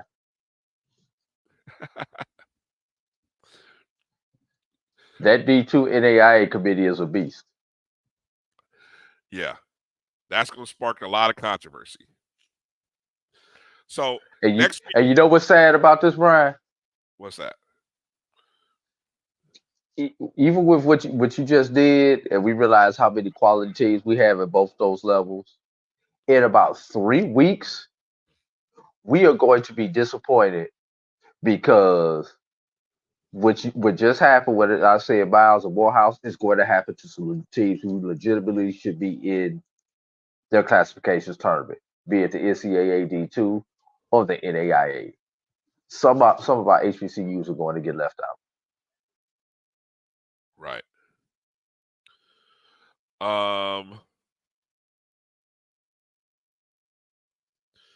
EA had asked the question if we could address why the playing game is so important for HBCU teams to be in. Do you want to touch on that for a quick second? Yeah, because the first round game, the first 4 game, as it's called, is an extension of the first round, which means should you win that first 4 game, you get the same share that you would as if you had played in the first round, which we would be a 16 seed anyway. But the fact that you play 2 first round games, the first 4, and then that's the round of 16 game, you actually wind up getting 2 shares of that round's pot of money. Instead, if you're a straight 16 seed, you only get 1 share. That's why, from a financial point, it's better for us to be, I hate to say it, it's better for us to be in that first 4 game and win that first 4 game. You have to win it for it to become financially beneficial. Right. Because otherwise, then you're just let off to slaughter to go play a number 1 seed, which is going to happen 2 days later anyway. Right. But at least you get a win. But at least you get a share, an extra share. Right. Exactly. So, But the same thing happens to those number 11 teams also when they had those 11 seeds playing in the first 4. They get the extra share also. Now, the interesting case study this year will be in the women's side, Jackson State. Jackson State, if they continue playing at the high level that they're playing at, are currently in the top 100 net, even though they're in a conference that's rated poorly. Well, that didn't hurt them last. What was it? 3 years ago with the Bishop Williams holiday, they wound up being a 14 seed. Yeah, They you're right. they were the outlier while the rest of the conference had a low net rating, but Jackson State had a top 100 rating that year, and it But got to a 14 seed. Didn't Jackson State feel like they should have been a higher seed than 14? Or was it the location that they were bothered by? I think it was the location. But I mean, I thought that was last. I thought that was last year with the location. No, last year they ended up. 2 years ago is when they played Mulkey and LSU. Last year they went to Memphis. LSU. Yes, they went to Memphis last year, but that was also. But I think the 14 was about where they were expected to be at that particular year. Yeah. I mean, the highest you're gonna. I think. Yeah, the highest you're gonna get, unless you beaten some of those teams in the non-conference that you were hyped up to beat, you're not gonna get higher than a 14. Right. 14. I think the best we could ever get is gonna be a 12, and that's gonna be wishful thinking. Yeah, but you know, or maybe one day we go from the. Here's our goal, Brian, to go from the first 4 on the 16 line to the first 4 on the 11 line. That should be our goal. There you go. Now see, Drew, you just said something right there. Now, see, that's an advantage that I don't think will ever happen. I don't think that'll ever happen. I don't think you ever get 2-11. You'll never get 2 opportunities at a good payday, because that means that's not going to happen, because those 11 spots were made for the Power 6, the Power 5 at larges. Yeah, that's what they made those for. Right. But that would be an ultimate goal. Yeah, we're still waiting on an HBCU run similar to Gonzaga. The Gonzaga model of coming out of a lowly rated conference, but playing at such a high level. It started with resources, obviously, but you recruited well. You know, I feel like Jackson State could do that, right? I feel like Jackson State's women, if they got the right kind of investment, she could do that. I think Reed can do it. Hell, I think Bridget Gordon at FAMU could do it if you gave her the right resources. And she got a name. She got a bigger name than Tamika Reed. Just saying. And a big arena. I don't want to be a hater, but I'm just saying. So with that said, let's pick up this show and get out of here. Exactly, before somebody accuses us of being something that we aren't. Thank you guys for hanging in there tonight. Drew, I appreciate you for jumping in. Appreciate Kelvin for coming in when he did. And I'm going to go back and clip this interview with Coach Chris Wright. If you missed the interview with Coach Chris Wright, first hour of the show, what a great, honest, and real conversation we had with Coach Wright, or I had with Coach Wright. And hopefully you got a chance to listen to it. And yeah, go ahead, Drew. You wanted to get something in there? No, I'm still there. I keep going off camera because my nose decides it wants to be a waterfall, so I keep going off camera. I'm ready to blow. I'm ready to blow my brains out here. Not literally, but my nose out here. I'm sorry. So. Yeah. But no, last thing I want to say before we get out of here is, hey, let's Black History Month. Let's embrace it. We are part of Black history. Continue to live it, and let's continue to make it every day. Well said. Well said. I'm gonna give you a Netflix recommendation.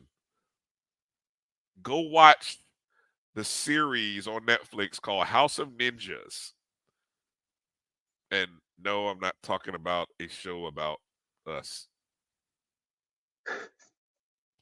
I'll leave it at that.